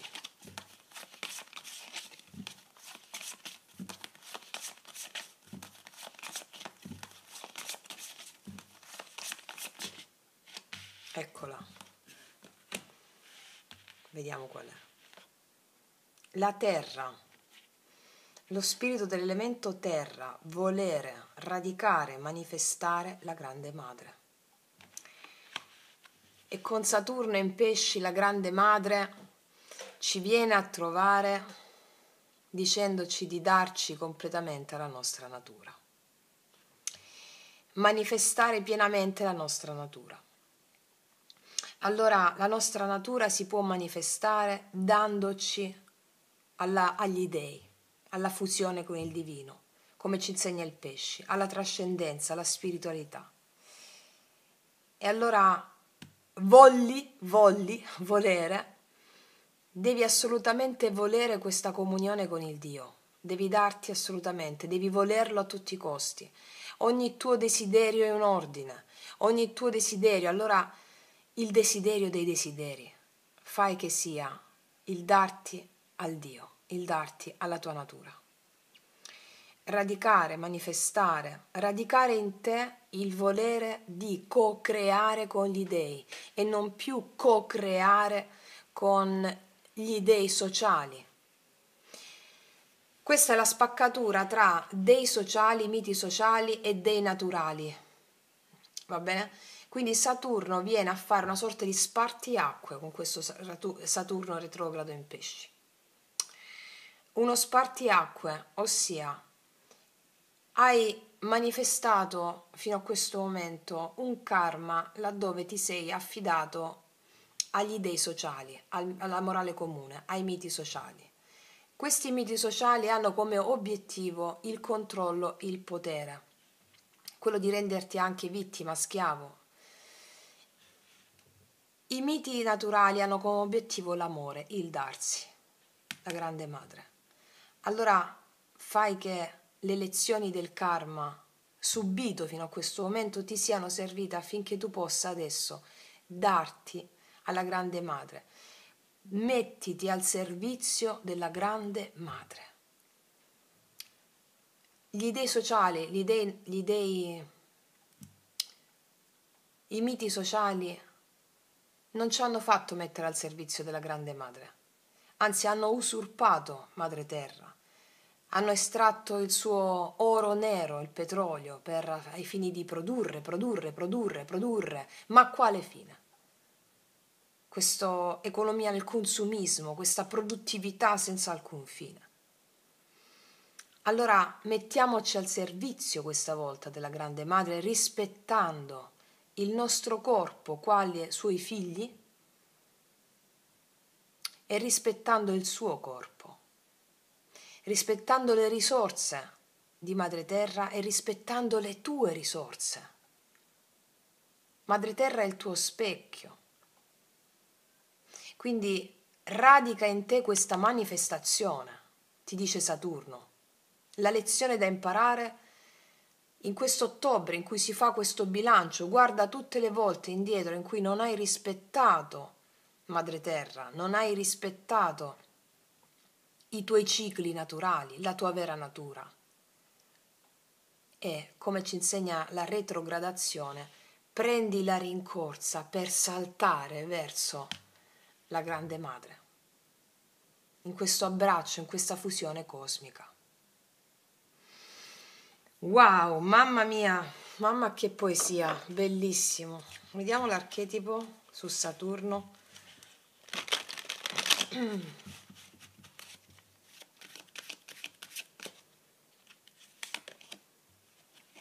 Mamma è il Messia è uscito. Servire gli altri esseri umani con umiltà. Servire la grande madre o servire gli esseri umani è la stessa cosa, tu stai servendo i suoi figli. Allora, quando vi ho parlato anche nel video sulla prosperità, il video del messaggio al collettivo, zitti tutti, adesso sono guai, vi ho parlato dei pilastri della prosperità. La prosperità ha come presupposto il fatto che tu sei figlio di Madre Terra, tu sei naturalmente prospero e la tua mente razionale che non te lo fa vedere. Non c'è bisogno di usurpare niente o di togliere il pane a qualcun altro affinché tu sia più ricco. Questa è la parabola dell'uomo comune.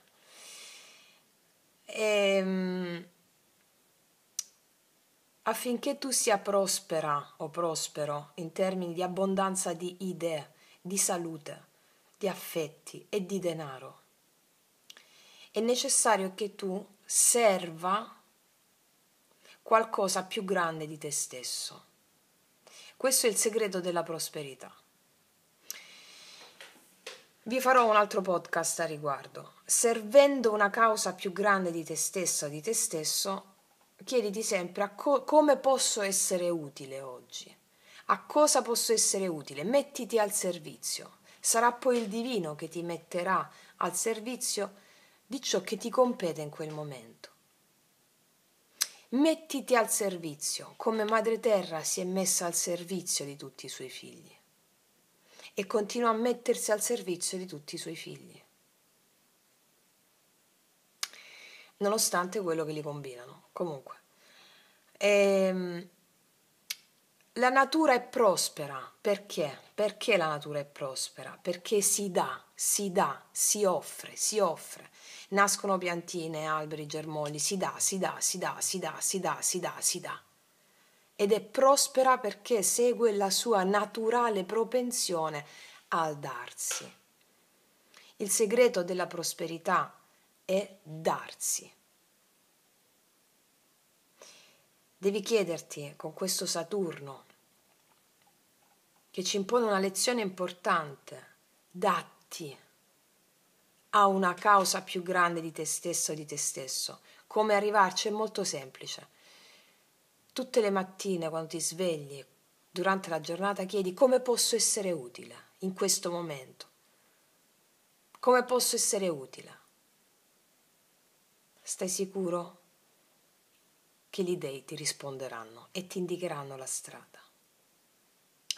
Per raggiungere la prosperità, Saturno ci sta dicendo di metterci al servizio. Come posso essere utile? Allora fate questa breve pratica in questo mese. Guardate, siccome abbiamo Saturno retrogrado, Guardate tutte le volte in cui avete fatto qualcosa ed era solo per voi stessi. Allora tutte quelle volte non avete seminato prosperità, quando l'avete fatto solo per voi stessi. Guardate invece quando avete fatto le cose per una causa più grande della vostra o per qualcun altro, come vi è ritornato indietro. In termini di frequenze più alte, anche di prosperità materiale, guardate, fate questo viaggio a ritroso.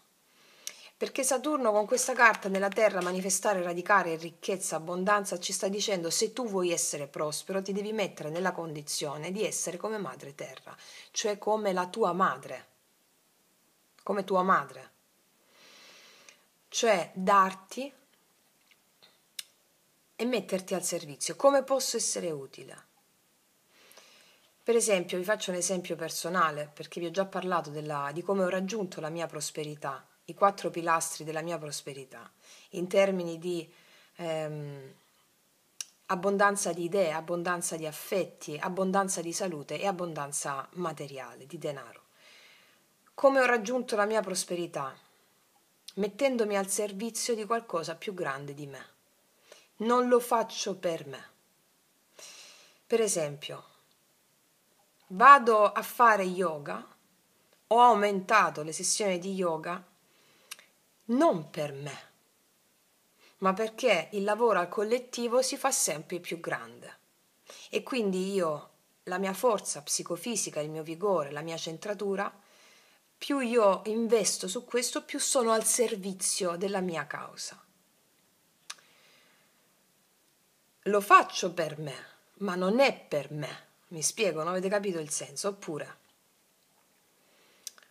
vado a farmi una passeggiata al mare. Tu potresti dire sì, quello lo fai per te. C'è una linea sottile. Vado a farmi la passeggiata al mare per essere in comunione con gli dei e farmi ispirare sempre per la mia missione. Ok? Mi compro la macchina perché la stai comprando? Se non c'è la macchina, la compri per essere autonoma e indipendente, per andare a fare la spesa, per spostarti, per passare a prendere qualcuno che non ha la macchina. Non lo fai per te, seppur lo fai per te, la metti al servizio. Mi accorcia i tempi del fare una cosa rispetto a chi un'altra, mi spiego? Saturno ci sta dando questa lezione. Ok? Ok, una causa più grande e questo giunge alla prosperità. Vediamo cosa ci dice l'approccio sciamanico. Il compimento. Tutto ciò che era relativo al vecchio modo di pensare, ai vecchi schemi di pensare, ai vecchi schemi di manifestare le cose, nell'essere unico e solo, distinto e separato da tutta la natura, da tutti gli altri esseri umani, è giunto a compimento. Tu sei connesso a tutti gli spiriti, a tutte le persone, a tutto e a tutti. Il compimento di questo, c'è una fase proprio di passaggio, specie madre, specie figlia, cioè la consapevolezza di un tempo che è giunto alla sua fine, cioè di un tempo di mancanza di consapevolezza, e un tempo si compie, un tempo di consapevolezza. Ok? Qua abbiamo un serpente relativo anche alla Kundalini. La Kundalini è energia nervosa a carattere sessuale, ciò vuol dire che non è sessualità intesa sotto la forma di genitalità, intesa sotto l'energia creativa, la creazione di una realtà sulla base di un nuovo senso, un nuovo approccio alle cose, che è quello dell'offrirsi, del darsi alla propria natura, mettersi al servizio, come lo fa Madre Terra. Wow, molto poetico anche questo, ragazzi e miei ragazzi. E adesso passiamo a Giove, Zeus. Allora, Giove, Zeus, il re di tutti gli dei, figlio di Saturno e di Opi, che era la dea del grano. Allora, questo Giove, questo Zeus, il re di tutti gli dei, pioggia, tuoni, fulmini, questo Giove rappresenta, come vi ho detto all'inizio, nell'incipit di questo video, è il pianeta dell'espansione, della fortuna, no? Allora questa fortuna dipende da che tipo di mente viene appresa questa fortuna, è guardata. Giove o Zeus nel mito greco rappresenta anche il patriarcato, anche la società patricentrica, anche l'iperrazionalismo in cui viviamo oggi. Allora, con questo Giove retrogrado in Gemelli ci esorta a guardare tutte le volte in cui la nostra espansione si è avuto anche inconsciamente a danno di qualcuno. O anche inconsciamente, o come se abbiamo voluto sopraffare qualcun altro per avere la nostra espansione. Sono tutte domande che in questa retrogradazione ci fa fare Giove. Di abbondanza, di espansione ce n'è per tutti. Ce n'è veramente per tutti. Non c'è limite all'espansione, non c'è limite alla ricchezza e alla prosperità.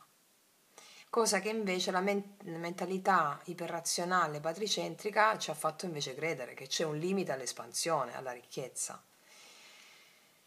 Allora questo Giove retrogrado in Gemelli ci chiede di comunicare in Gemelli con gli dei. Comunicare con gli dei ci porta all'espansione vera, il potere spirituale e il potere di co-creare con gli dei, e non è un potere limitato alla mente razionale, che invece tende al cumulo per proteggere, per paura, per proteggersi. Allora ci esorta a fare proprio questo transito da una mente razionale a una mente creativa. E vediamo adesso che cosa ci raccontano i Sefirion in merito a Giove retrogrado in Gemelli. Vediamo.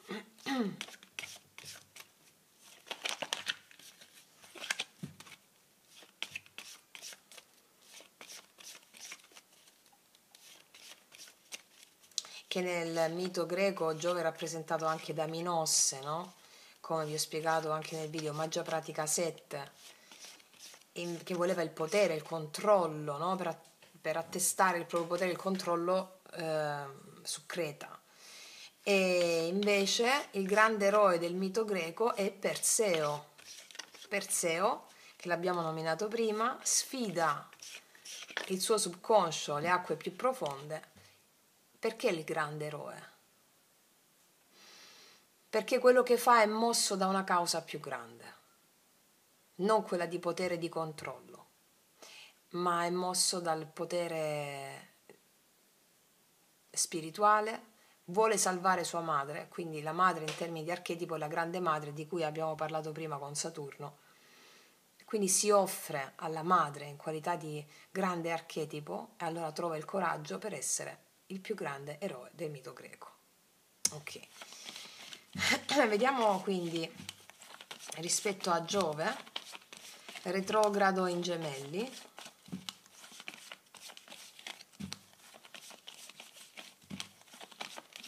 Su cosa verte la nostra riflessione con Giove retrogrado in Gemelli? Qual è la carta di riferimento? Eccola. Anche qui abbiamo la dimensione uranica. Vediamo di cosa ci parla la dimensione uranica. Vediamo un po'. Allora.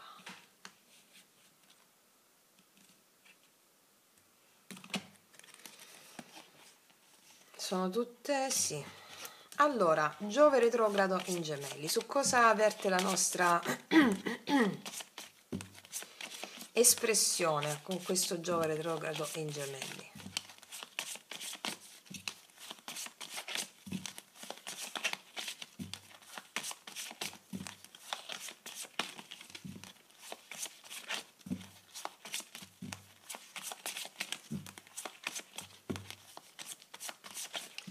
eccola, vediamo.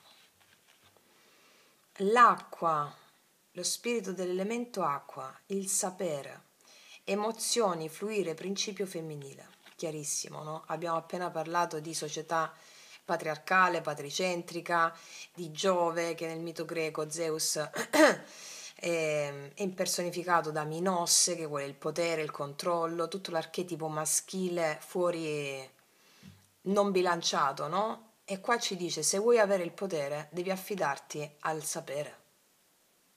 Se vuoi avere il potere, ci dice Giove, se vuoi avere la tua espansione ti devi affidare al sapere intuitivo, principio femminile, non al sapere della mente razionale, a quello che hai conosciuto, che hai visto, che hai sperimentato fino a questo momento con i miti sociali. No, ti devi affidare agli dei per avere il potere. Quando ti affidi agli dei per avere il potere, gli dei sono le emozioni, tu avrai la vera conoscenza. La vera conoscenza non è qualcosa che si apprende sui libri, ve lo dico sempre. La vera conoscenza è intuitiva, la vera conoscenza arriva quando tu fai esperienza di una determinata cosa. La spiritualità, come vi dico sempre, è un empirismo radicale, ciò vuol dire devi fare esperienza di quella cosa affinché tu possa avere conoscenza. Quindi Giove, il re di tutti gli dei, per essere all'altezza di tutti gli dei, per avere il vero potere, che è il potere spirituale, devi in gemelli parlare, dialogare con le emozioni, devi fluire con esse. Elemento acqua. E quindi per avere è molto chiara questa stesa su Giove. Quindi il nuovo potere non è un potere patricentrico, non è un potere matricentrico come lo sono state le civiltà dei vichinghi, dei Maya, come vi ho raccontato in tutti i podcast di magia pratica, ma è un potere al centro. È un equilibrio, è proprio quello che ci chiede ottobre, contraddistinto dal segno della bilancia, l'equilibrio tra le polarità. E questo mese ti chiede di dare valore al principio femminile, alle emozioni. Giove in gemelli, parlare con le emozioni, con gli dei, affinché tu possa avere il sapere, la vera conoscenza, acqua, le emozioni. Ok, ok. Vediamo cosa ci dice l'archetipo.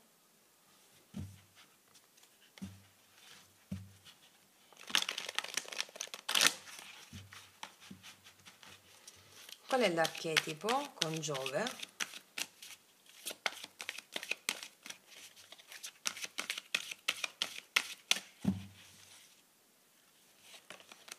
Edonista, pieno sviluppo, godereccio.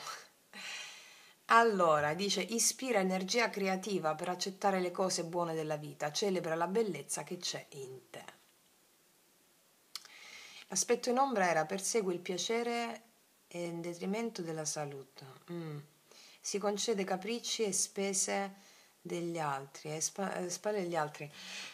Allora, è proprio l'archetipo del maschile iperrazionale che sta avvolgendo al termine, però di cui questo momento storico del Kali Yuga si fa portavoce proprio di questa criticità sociale.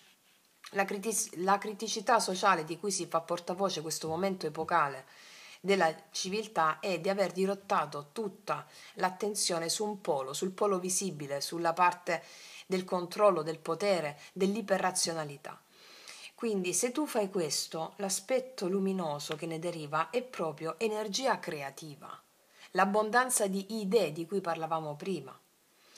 Vedrai le cose buone della vita e non più ti focalizzerai sui miti sociali che vogliono invece sempre farti vedere farti prendere la vita in negativo. Facendo questo tu celebrerai la bellezza che c'è in te. Questo è il mese in cui molti di voi, tantissimi di voi lo faranno, perché sono tutte carte bellissime queste, Celebrerai la bellezza che c'è in te, ti dice anche come monito, celebra la bellezza che c'è in te, perché tu la vedrai questa bellezza parlando, Giove in gemelli, parlando con gli dei, mi spiego? e la celebrerai, come vi dico sempre, quando arriva un Dio, un'emozione, celebralo. Arriva la dolce tristezza, la dolce malinconia. Che cosa vuol dire celebrare l'emozione? Sentila tutta, ringraziala e quando finisce il processo brinda. Brinda agli dei che ti sono venuti a trovare. Mi spiego? Allora questa retrogradazione ti farà vedere tutte le volte in cui hai preferito il controllo sulle emozioni, controllare le emozioni, controllare, quindi avere il potere sulle emozioni, piuttosto che fluire, come ci insegna qui, farle fluire. E vedrai anche quanto tutte quelle volte in cui hai cercato di gestire, controllare quelle emozioni, ti sei trovato in vicolo cieco, ripetendo, ripetendo, ripetendo. Invece qua stiamo facendo uno spartiacque. È la speciazione che si sta avendo, mi spiego? Un nuovo approccio al reale, alle cose. Ok. Vediamo cosa ti dice l'approccio sciamanico.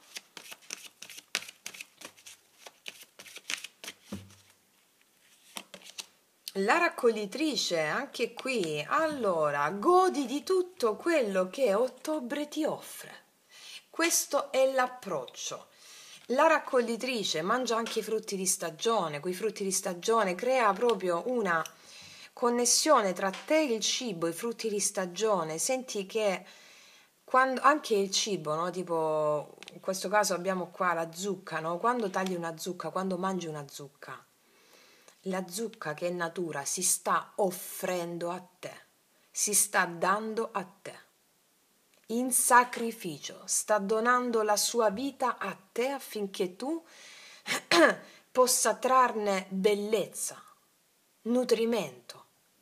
Allora senti quest'atto sacro della natura che fa con te e il tuo stesso atto sacro nel darti alle tue emozioni. Quindi senti anche quando mangi questa connubio di morte e vita, come vi dico sempre, il morente e il vivente sono simultanei, nascita e morte sono simultanei, ogni minuto il nostro corpo, le cellule muoiono e si rigenerano, morte e vita sono simultanei, è quello che diceva James Hillman, il padre della psicologia archetipica di questo nostro secolo, di questo tempo. La dea che è morta in questo secolo, che bisogna resuscitare, oltre al dio Pan, è la morte. Bisogna resuscitare la morte, dice James Hillman. Cosa vuol dire resuscitare la morte? Resuscitare la fede nell'invisibile, la fede nel mistero, la fede nella trasformazione. Tu quando ingerisci qualcosa, sta avvenendo una trasformazione in te. Sei anche quello che mangi, no? Quindi di conseguenza perché sei quello che mangi? Perché quello che mangi si plasma con te. E il cibo che mangi si offre a te in sacrificio. È un sacrificio che la natura fa a te. E quindi sia sacro il momento anche del cibo. Qua vedo cibo, qua vedo cibo. Entra in comunione con quest'atto sacro di ogni alimento che ti si dà. Perché entrando in contatto con questo atto sacro dell'alimento che ti si dà, a livello subconscio anche tu inizi a sentire l'esigenza di darti alla tua natura, di darti agli dei. Mi spiego?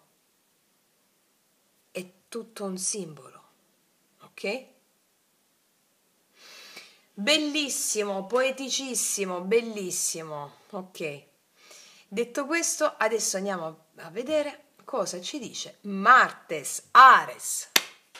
Allora, eccoci qua col nostro tanto amato Ares, con Marte, il dio della guerra, il dio degli istinti, della passione, il dio della passione, della guerra, il protettore, colui che va in difesa di ciò in cui crede, colui che è certo di combattere per una causa, colui che esprime la propria passionalità e anche la propria istintualità.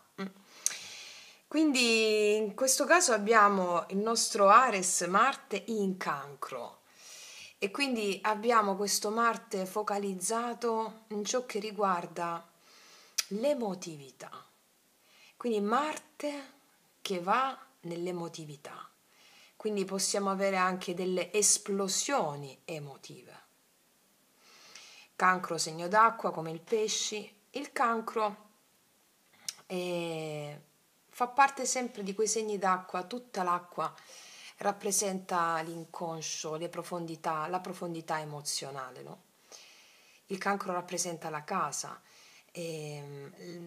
la famiglia, il nostro nucleo personale, la nostra protezione. E allora abbiamo questo Marte, Ares, che fino, non so fino a quando, credo fino al 3 o 4 novembre starà in Cancro, allora ci spinge a mettere l'attenzione su ciò in cui, a spingere l'attenzione sulla nostra emotività. Dio della guerra. Cosa facciamo noi quotidianamente? Lottiamo. L'amore è lotta. La vita è lotta. Lotta su che cosa?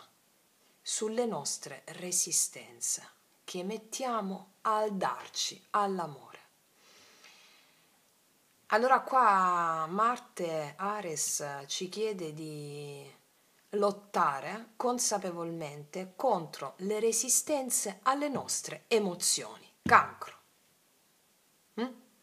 Di lottare attivamente, non è retrogrado Marte, quindi lottare attivamente sulle resistenze alle nostre emozioni.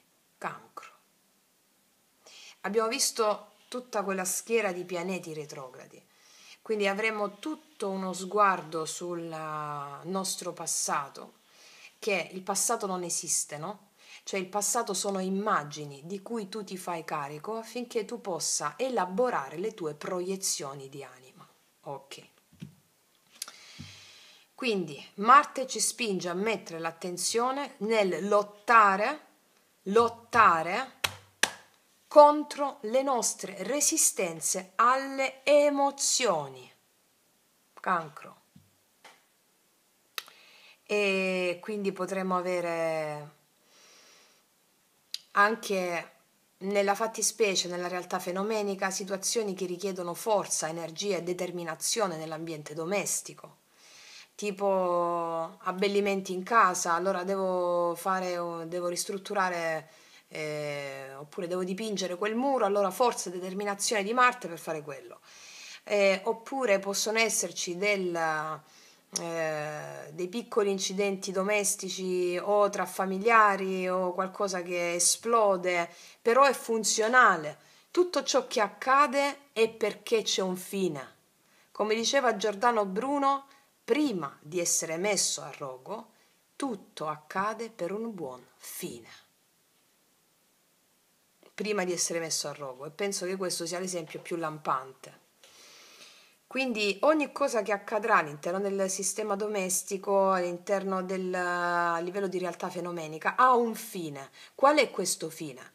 Ricordarti che devi lottare contro le resistenze alle tue emozioni, devi darti alle tue emozioni. Le tue emozioni si manifestano in qualità di eventi che sono enti, entità, spiriti, devi darti con coraggio, con forza, lo stesso coraggio che ha Ares di lottare. Ok? Andiamo a vedere adesso cosa ci dicono i Sefirion in merito. Marte, Ares in Cancro, Marte in Cancro, Marte in Cancro,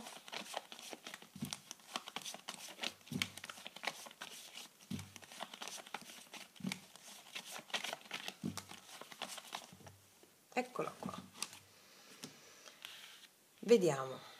Angelion, questa è una qualità, bellissimo, una qualità o qualcosa. Vediamo cosa ci dicono degli Angelion, Allora, non era ancora uscita gli Angelion in questo video. Vediamo. Una carta per Marte, Ares in Cancro.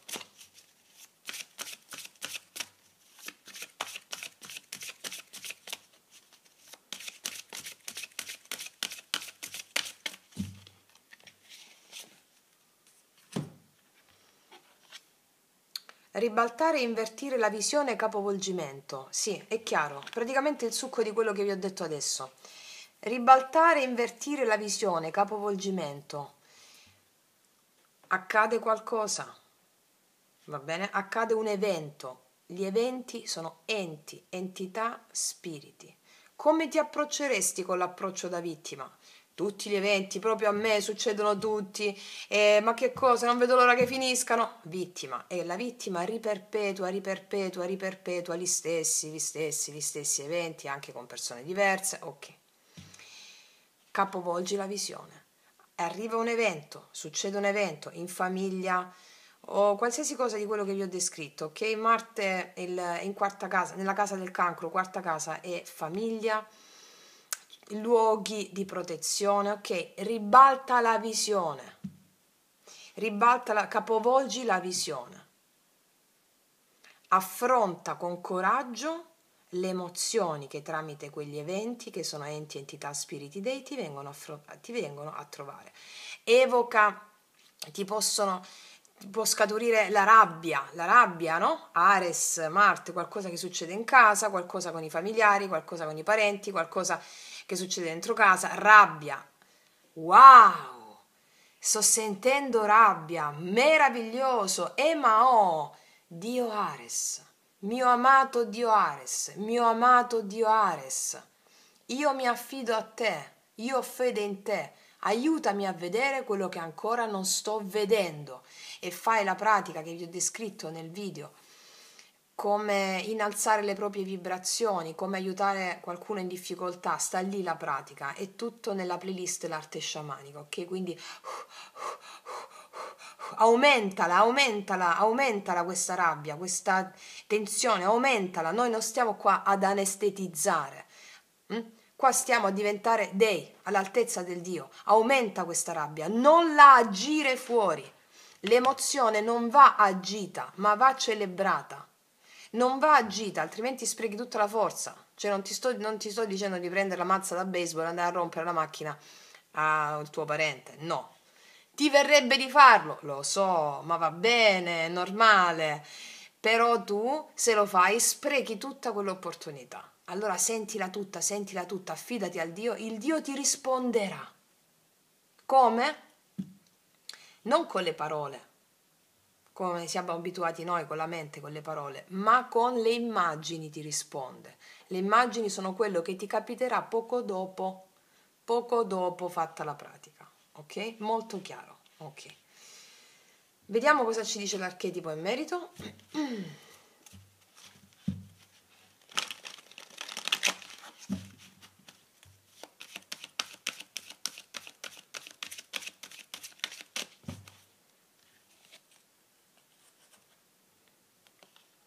Principe, incanto romantico e potenziale di potere. Aspetto in ombra, utilizza il potere in favore del suo proprio favore, insomma. È interessante questa carta del principe, è interessante perché si abbina a più aspetti adesso questa carta del principe. Allora, è possibile che nelle relazioni affettive voi abbiate a che fare con Ares. Quindi relazioni affettive parliamo di parenti, di familiari, ma anche nelle relazioni amorose, va bene? Perché mi è comparsa la carta del principe, altrimenti non lo direi. Incanto romantico e potenziale di potere, quindi allora ci possono essere delle situazioni che ti fanno arrabbiare con una persona di interesse oppure con l'amore in genere o con una persona a livello relazionale.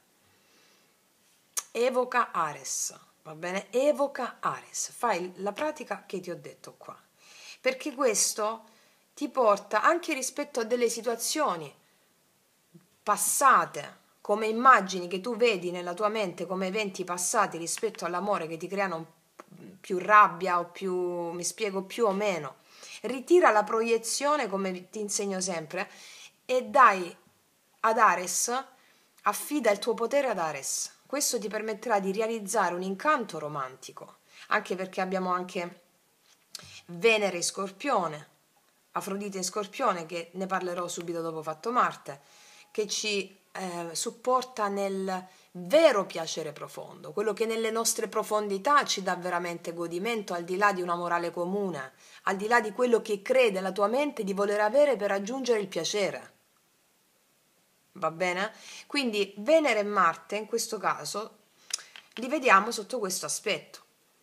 Quindi incanto romantico e potenziale di potere. Quindi c'è un potenziale di potere grazie a delle situazioni che accadono a livello familiare o relazionale, un potenziale di potere spirituale grazie al dio Ares sotto forma di rabbia che ti viene a trovare.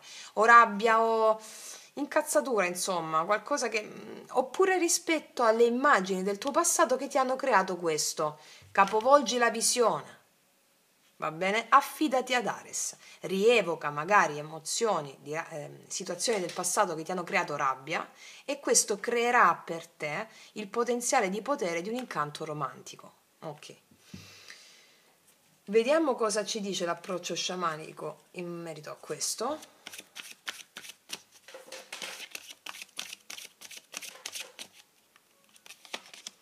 La via della bellezza. Abbiamo parlato del fiore di loto prima, non mi ricordo a quale pianeta.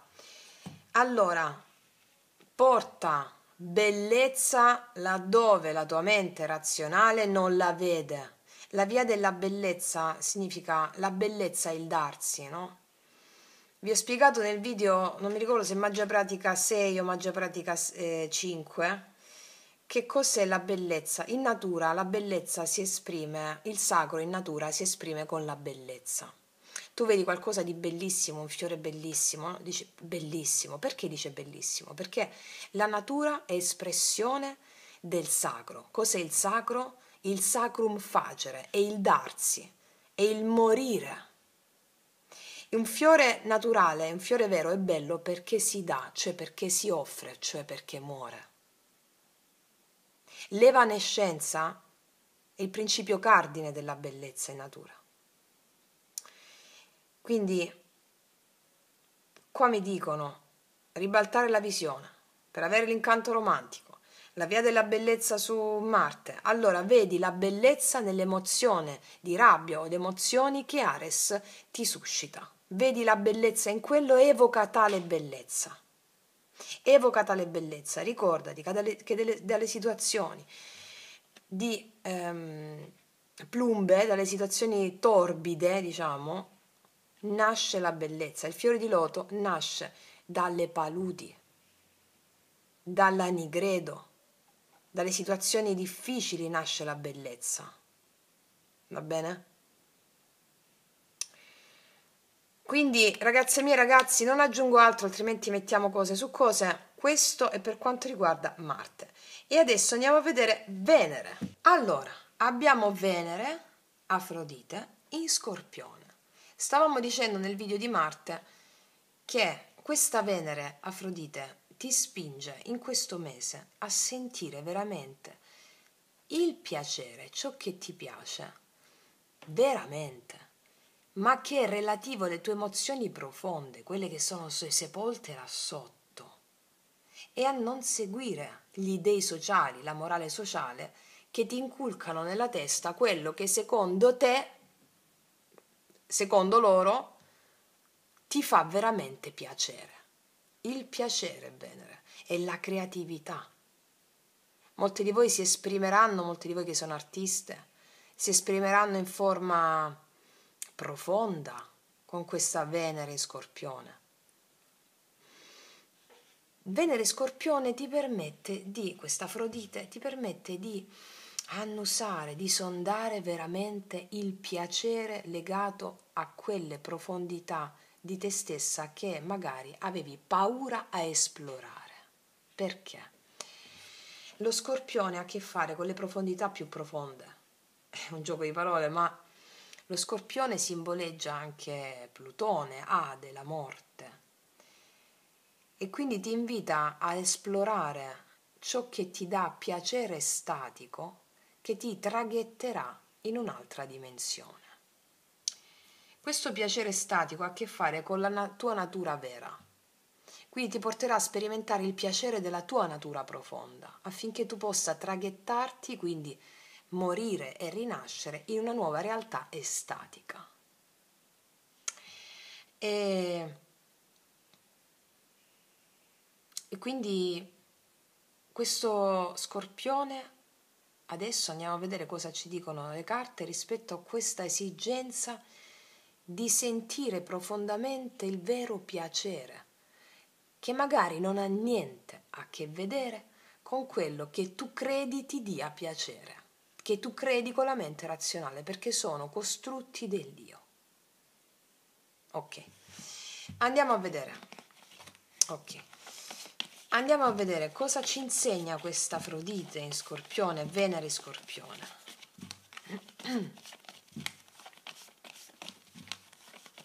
E questa Venere in Scorpione punta anche l'attenzione su ciò che nel mostrarti, no? Nel mostrarti anche, come dire,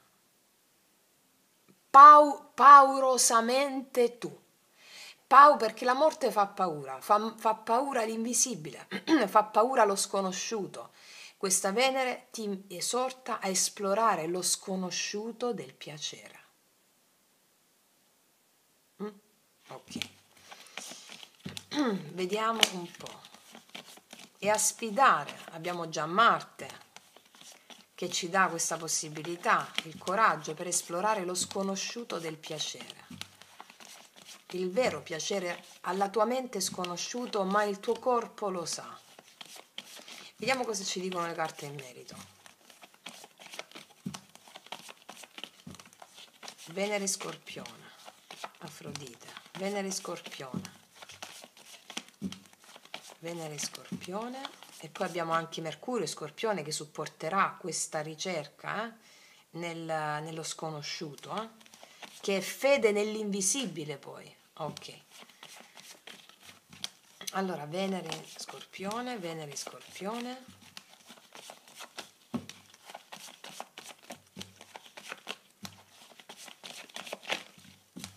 Venere Scorpione, per favore, mi appello alla dea Afrodite. Qual è la carta corrispondente all'insegnamento di questo mese?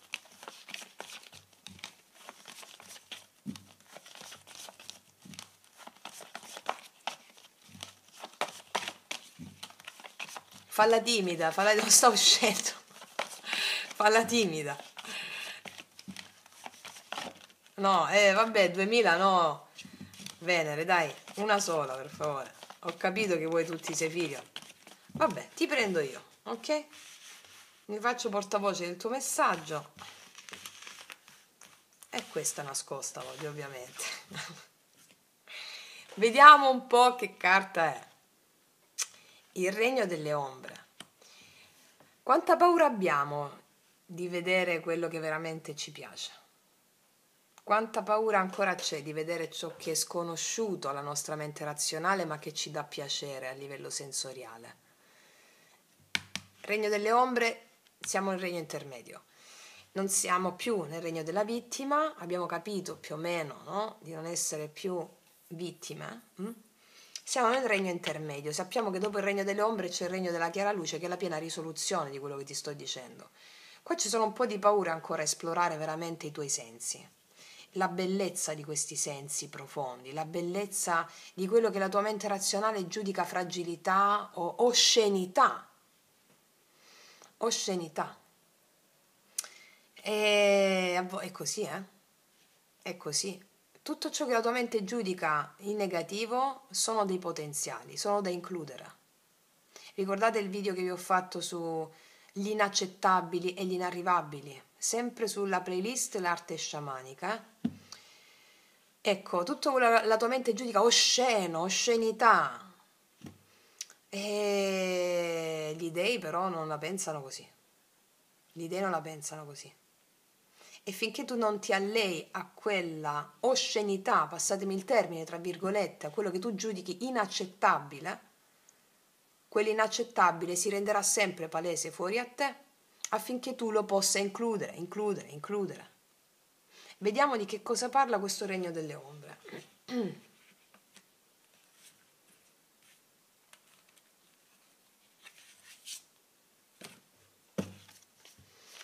Di cosa parla questo regno delle ombre con Venere in Scorpione? Eccola. Disidentificazione. Liberati dagli attaccamenti, dal vuoto, il tutto. Allora, affinché tu possa veramente provare piacere per qualcosa che è dettata dalla tua anima e non dalla tua mente, non devi giudicarti. Disidentificati da quello che credi sia giusto o sbagliato. Disidentificazione dell'io, delle credenze. Questo è bello, questo è brutto in modo assoluto, questo è osceno, questo è buono. Ok, finché vivi in questa dualità non puoi sperimentare il vero piacere che Venere Scorpione vuole farti provare. E nemmeno avere creatività in merito. La Venere è anche la creatività. Liberati dagli attaccamenti. Dal vuoto il tutto. In tutti i podcast vi parlo di vuoto, del tutto. La realtà è vuota, come vi ho detto anche nel video Magia Pratica 7, 5, 7, 6, 5, 4. Ok. La realtà è vuota, anche la fisica quantistica oggi ce lo dice. In modo filosofico diremmo vacuità, invece il vuoto in fisica. La realtà è vuota finché tu non la guardi, finché l'osservatore non la guarda, appena la guarda la crea. Quindi disidentificati da tutta quella realtà che hai creato fino a questo momento sulla base di credenze limitanti. Giusto, sbagliato, meglio, peggio, osceno, buono. Ti chiede Venere di disidentificarti da questo, perché solo in quel momento tu puoi creare tutto, il tutto, una nuova realtà sulla base della disidentificazione delle tue vecchie credenze. E fondamentalmente qua parliamo di inclusione di ciò che giudichi inaccettabile a livello di piacere, a livello sensoriale. Ciò che guarda, ora ti dico una cosa, ciò che ti fa senso, che ti crea oscenità, lì c'è la chiave dell'illuminazione. Quindi vi esorto con queste carte a fare e rifare la pratica degli inarrivabili e gli inaccettabili che ho messo sempre sulla playlist l'arte sciamanica.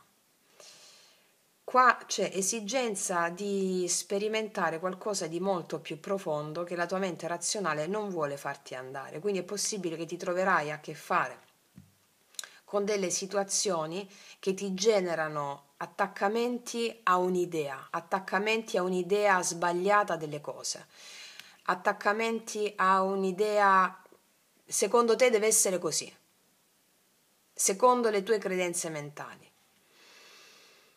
Ti troverai a che fare con queste situazioni qui. Vediamo un po' di che cosa parla l'archetipo, di che tipo di situazioni si tratta, vediamo.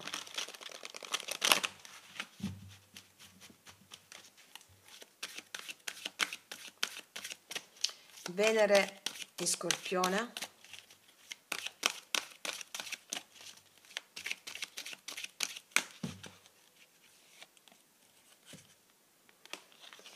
La dilettante, sperimentati, non aver paura di provare, di sperimentare, anche se non sei sicura, anche se non sei, se non ti senti all'altezza di qualcosa, se sperimentati, ti dice questa Venere Scorpione, sperimentati, non darti giudizi, sperimentati, lanciati in ciò che ti piace, sperimentati anche a livello di creazioni artistiche, ma anche sessualmente ti chiede Venere di sperimentarti. Ok?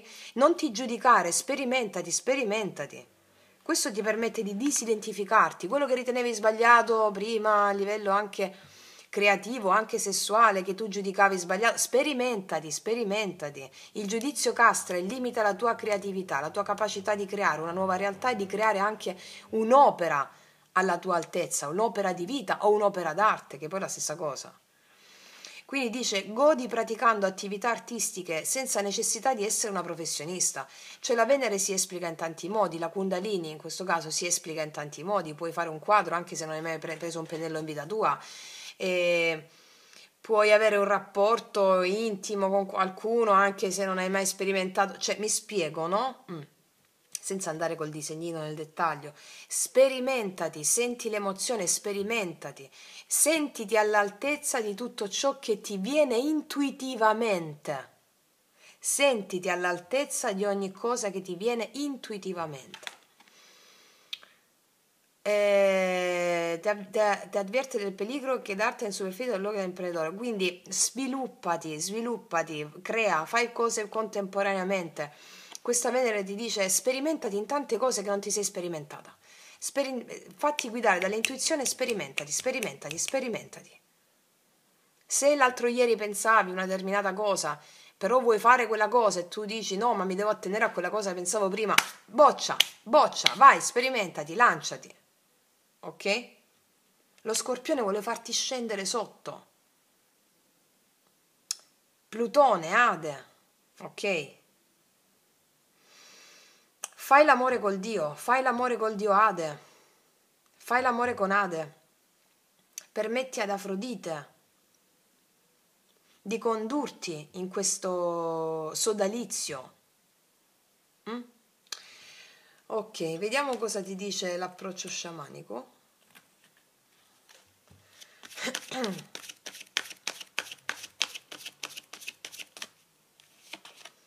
Il mondo superiore. Il mondo superiore ha a che fare con gli dei. Questa carta ti dice una cosa importante. Allora, questa carta mi parla, nella dicitura di questa carta c'è la possibilità che tu percepisca della tensione o della rabbia dentro. Ne abbiamo parlato prima con Marte e con Ares, no? Della rabbia. Sappi che quello che percepisci dentro, questa forza, è pura energia che viene guidata dall'alto. Quindi in questo momento che siamo nel regno delle ombre di disidentificazione dalle vecchie credenze, potrai sperimentare una forte energia che a volte ti può un attimo far vacillare, no? E che devo fare adesso? Come faccio? No, c'ho l'ansia, così. Buttati, sperimentati, quella tensione è praticamente la forza che sta sgretolando il vecchio io ed è voluta dal mondo superiore, dagli dei. Quindi questa carta del Regno delle Ombre mi dice smetti di voler avere controllo sulle situazioni, controllo o potere o gestire le situazioni. Gli eventi sono enti, entità, spiriti. Buttati, dilettante, non so come fare, lo faccio, va bene? Non so come fare, non so a quale Dio appellarmi, appellati al primo Dio che ti viene in mente. Buttati, d'accordo? Ok, perché questo è il mese in cui tu sperimenterai il vuoto, cioè la distruzione di vecchie credenze, no? Sulla base delle quali tu hai costruito quello che a te fa piacere o piuttosto che non ti piace. Si distrugge una vecchia realtà. Il tutto per andare incontro nei mesi successivi alla creazione di una realtà che ha a che fare con l'altezza del tuo potenziale, il mondo superiore, che adesso ti sta intimando di buttarti. Ok? Ok, ragazze e mie ragazze, adesso passiamo all'ultimo, ma non per importanza, il Mercurio Hermes, questa energia comunicativa, e andiamo a vedere che cosa ci dicono. Allora, Mercurio in Scorpione, il nostro Hermes, questa energia che fluisce, comunicazioni, questo Mercurio in Scorpione. Cosa possiamo dire di questo Mercurio in Scorpione? La comunicazione, ma con chi? Comunicare con Ade, con il Dio degli inferi, del nostro subconscio, comunicare col nostro subconscio e con Marte, perché lo Scorpione, Marte e Plutone dominano lo Scorpione. Quindi questo Mercurio Scorpione ci spinge, quindi come strumenti proprio, ad avere una comunicazione profonda che vada al di là della superficie, delle convenzioni, al di là dei luoghi comuni, comunicazioni al di là dei luoghi comuni, quelle convenzioni, che ne so, mi viene in mente, ciao come stai, tutto bene? Cioè, presenza in ciò che si dice. Che ci sta, ciao come stai, tutto bene? Cioè, ciao come stai? Con un vero interesse dell'emotività dell'altro. Non le frasi fatte, non i luoghi comuni. Questa comunicazione, quindi anche nella comunicazione viene abbattuto il luogo comune. Quindi comunicazioni che vadano al di là della superficie. Scorpione vuole stare sotto, al di là di quello che viene detto, ma più che altro quello che viene percepito anche da una comunicazione non verbale. Quindi questo Mercurio Scorpione ci conferirà anche quella comunicazione non verbale, perché le informazioni che daremo, la comunicazione che faremo e che riceveremo andranno al di là della parola. Noi sappiamo sempre che gli dei non parlano con le parole, no? Ma con le immagini, che sono gli eventi. Ecco, gli eventi lì, quello che ci accadrà, li percepiremo molto più ricchi di significato al di là della descrizione che potremmo fare con le parole. E quello che percepiremo dagli altri sarà molto di più al di là delle loro parole. Quindi affidiamoci ad Hermes, che è in Scorpione, e con la determinazione di Marte e Plutone nell'avere una trasformazione comunicativa. E andiamo a vedere adesso che cosa ci dicono i Sefirion rispetto a quello che abbiamo appena detto. Vediamo un po'. Quindi, come vedete, siamo giunti all'ultimo pianeta in descrizione. Tutto quello che abbiamo detto, no? Spinge all'abbattimento del luogo comune e a far emergere la verità vera, oltre il luogo comune, oltre le convenzioni, fare un reset del nostro passato, fare un recupero delle proiezioni e spingerci oltre ciò che non conosciamo. Fede nell'invisibile, che è la sola che attua la trasformazione. Ok, vediamo un po' su Mercurio e Scorpione. Mercurio in Scorpione, Hermes, cosa ci darà Hermes?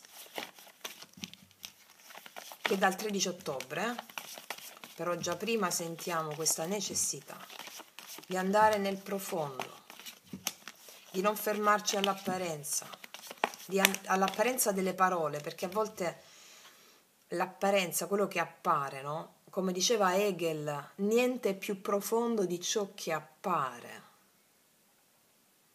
Questa frase mi fece fare un click tanti anni fa, perché si riferisce all'esperienza emozionale che hai della persona al di là delle sue parole e al di là di come appare. Però come appare non è come appare ai tuoi occhi che guardano fuori, ai tuoi occhi dominati dalla mente razionale, come appare ai tuoi occhi che guardano dentro di te e dell'altro. E niente più profondo di ciò che appare agli occhi del cuore, dell'anima. Ok. Allora, vediamo. Hermes, Mercurio e Scorpione. Vediamo un po' che cosa ci dirà.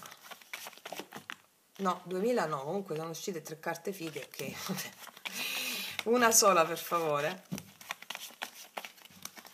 Una sola per favore. Cosa ci comunica Hermes? Questo Mercurio e Scorpione, cosa ci comunica? Cosa ci vuole dire? Eccola qua. Vediamo. Dimensione uranica anche qui. Ok, andiamo a vedere qual è la carta della dimensione uranica. Vediamo. Dimensione uranica, ok. Allora, qual è l'elemento corrispondente alla dimensione uranica? O qual è la carta?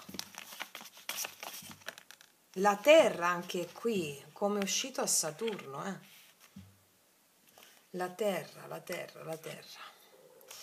Lo spirito dell'elemento terra, volere, radicare, manifestare grande madre. Allora, la grande madre, di cui tu sei figlia o figlio, esorta a comunicare, ad approcciarsi alla comunicazione, a una comunicazione che sia autentica. Tale comunicazione autentica ha a che fare con la verità oltre l'apparenza, quindi ti spinge ad essere radicato nella tua autenticità affinché tu possa comunicare autenticamente, non solo con le parole, ma anche con il tuo essere. Il tuo essere comunica, una comunicazione non verbale. Quindi ti spinge a radicare in te la tua autenticità, come ci insegna la Grande Madre, a darti. Comunicare significa darti a te stessa, alla tua comunicare con la Grande Madre affinché tu possa essere autentica nella tua vibrazione, nel tuo stato vibrazionale e farne anche esperienza comunicativa con gli altri. Allora, questi saranno giorni, questi di ottobre 2024, dove grazie a questa comunicazione profonda tu manifesterai l'autenticità, la verità delle cose, va bene? Manifesterai l'autenticità, la verità delle cose. Si manifesteranno cose che hanno a che fare con la verità vera. Quindi, Grande Madre, Mercurio, Hermes, colui che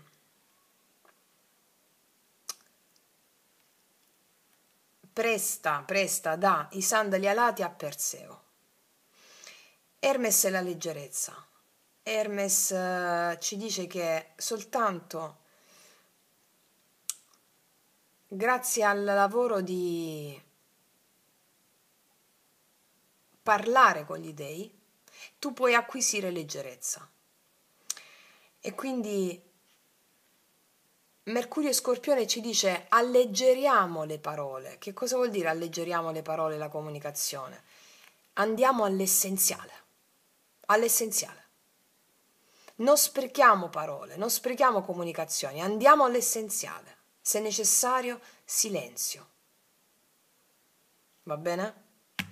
Vediamo cosa ci dice l'archetipo.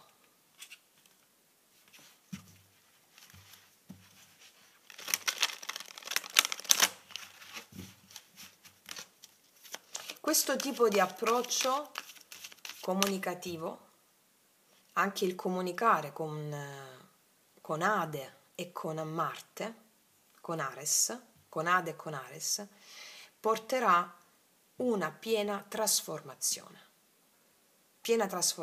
morte e rinascita, a manifestare un radicamento che non hai mai avuto. Qual è l'archetipo corrispondente a questo Mercurio Scorpione?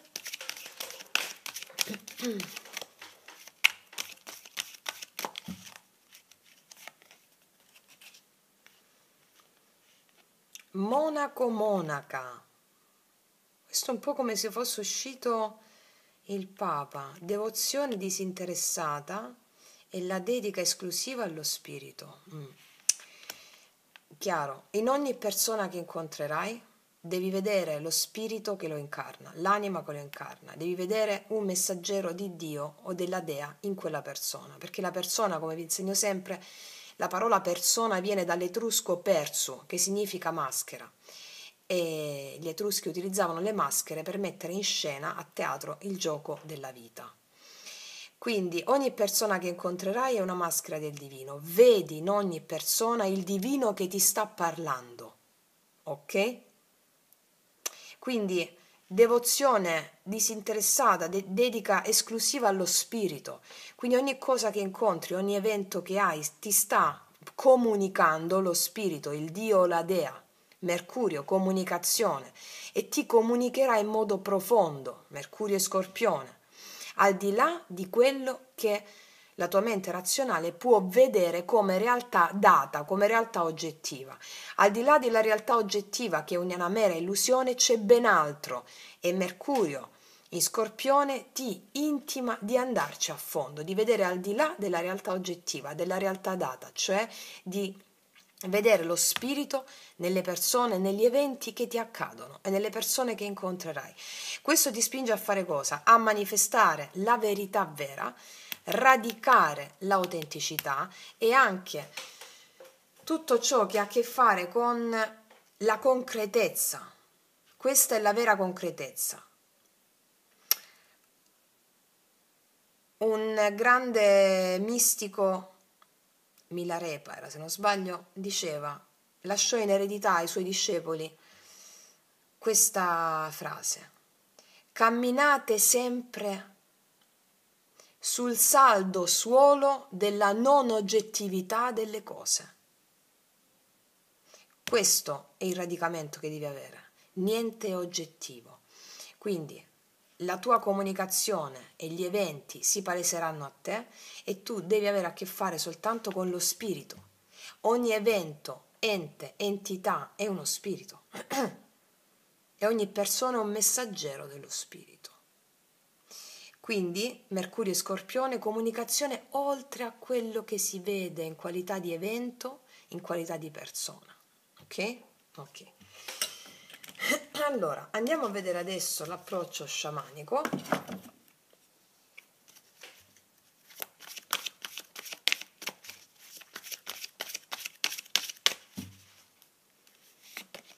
Le molte vie.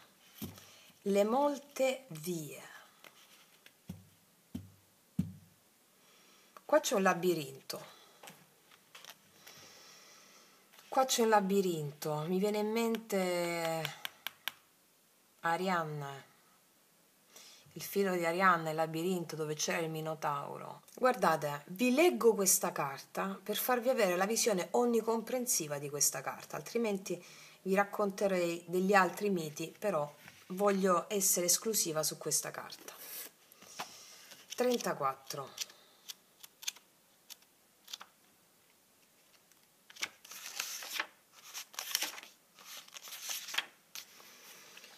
L'essenza di questa carta. Tutte le vie conducono allo spirito, come vi ho detto poc'anzi. Eventi, persone, circostanze sono messaggeri dello spirito, delle divinità, di un Dio. Ciò che portate nel vostro cammino è quello che determinerà se la vostra è una via di sofferenza, di saggezza, di beatitudine o di perdita. Come vi insegno sempre, quello che ti narri, che ti racconti delle cose che determina la qualità della tua vita e la qualità e il genere della tua esperienza. Prendete il viaggiatore che incontra due scalpellini. Chiede a uno cosa stia facendo e quello risponde: sto squadrando questa pietra.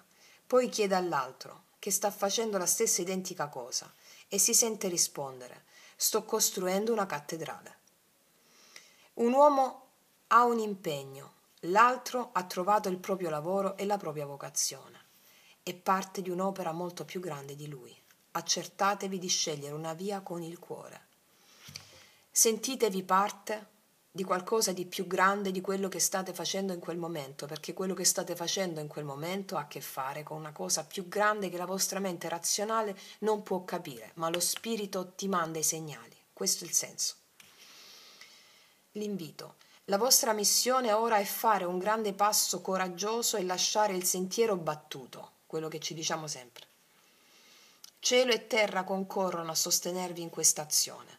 Non trastullatevi né perdete l'attimo, è tempo di veleggiare in acque inesplorate e quello è il resoconto di tutto questo video che abbiamo fatto oggi. Acque inesplorate.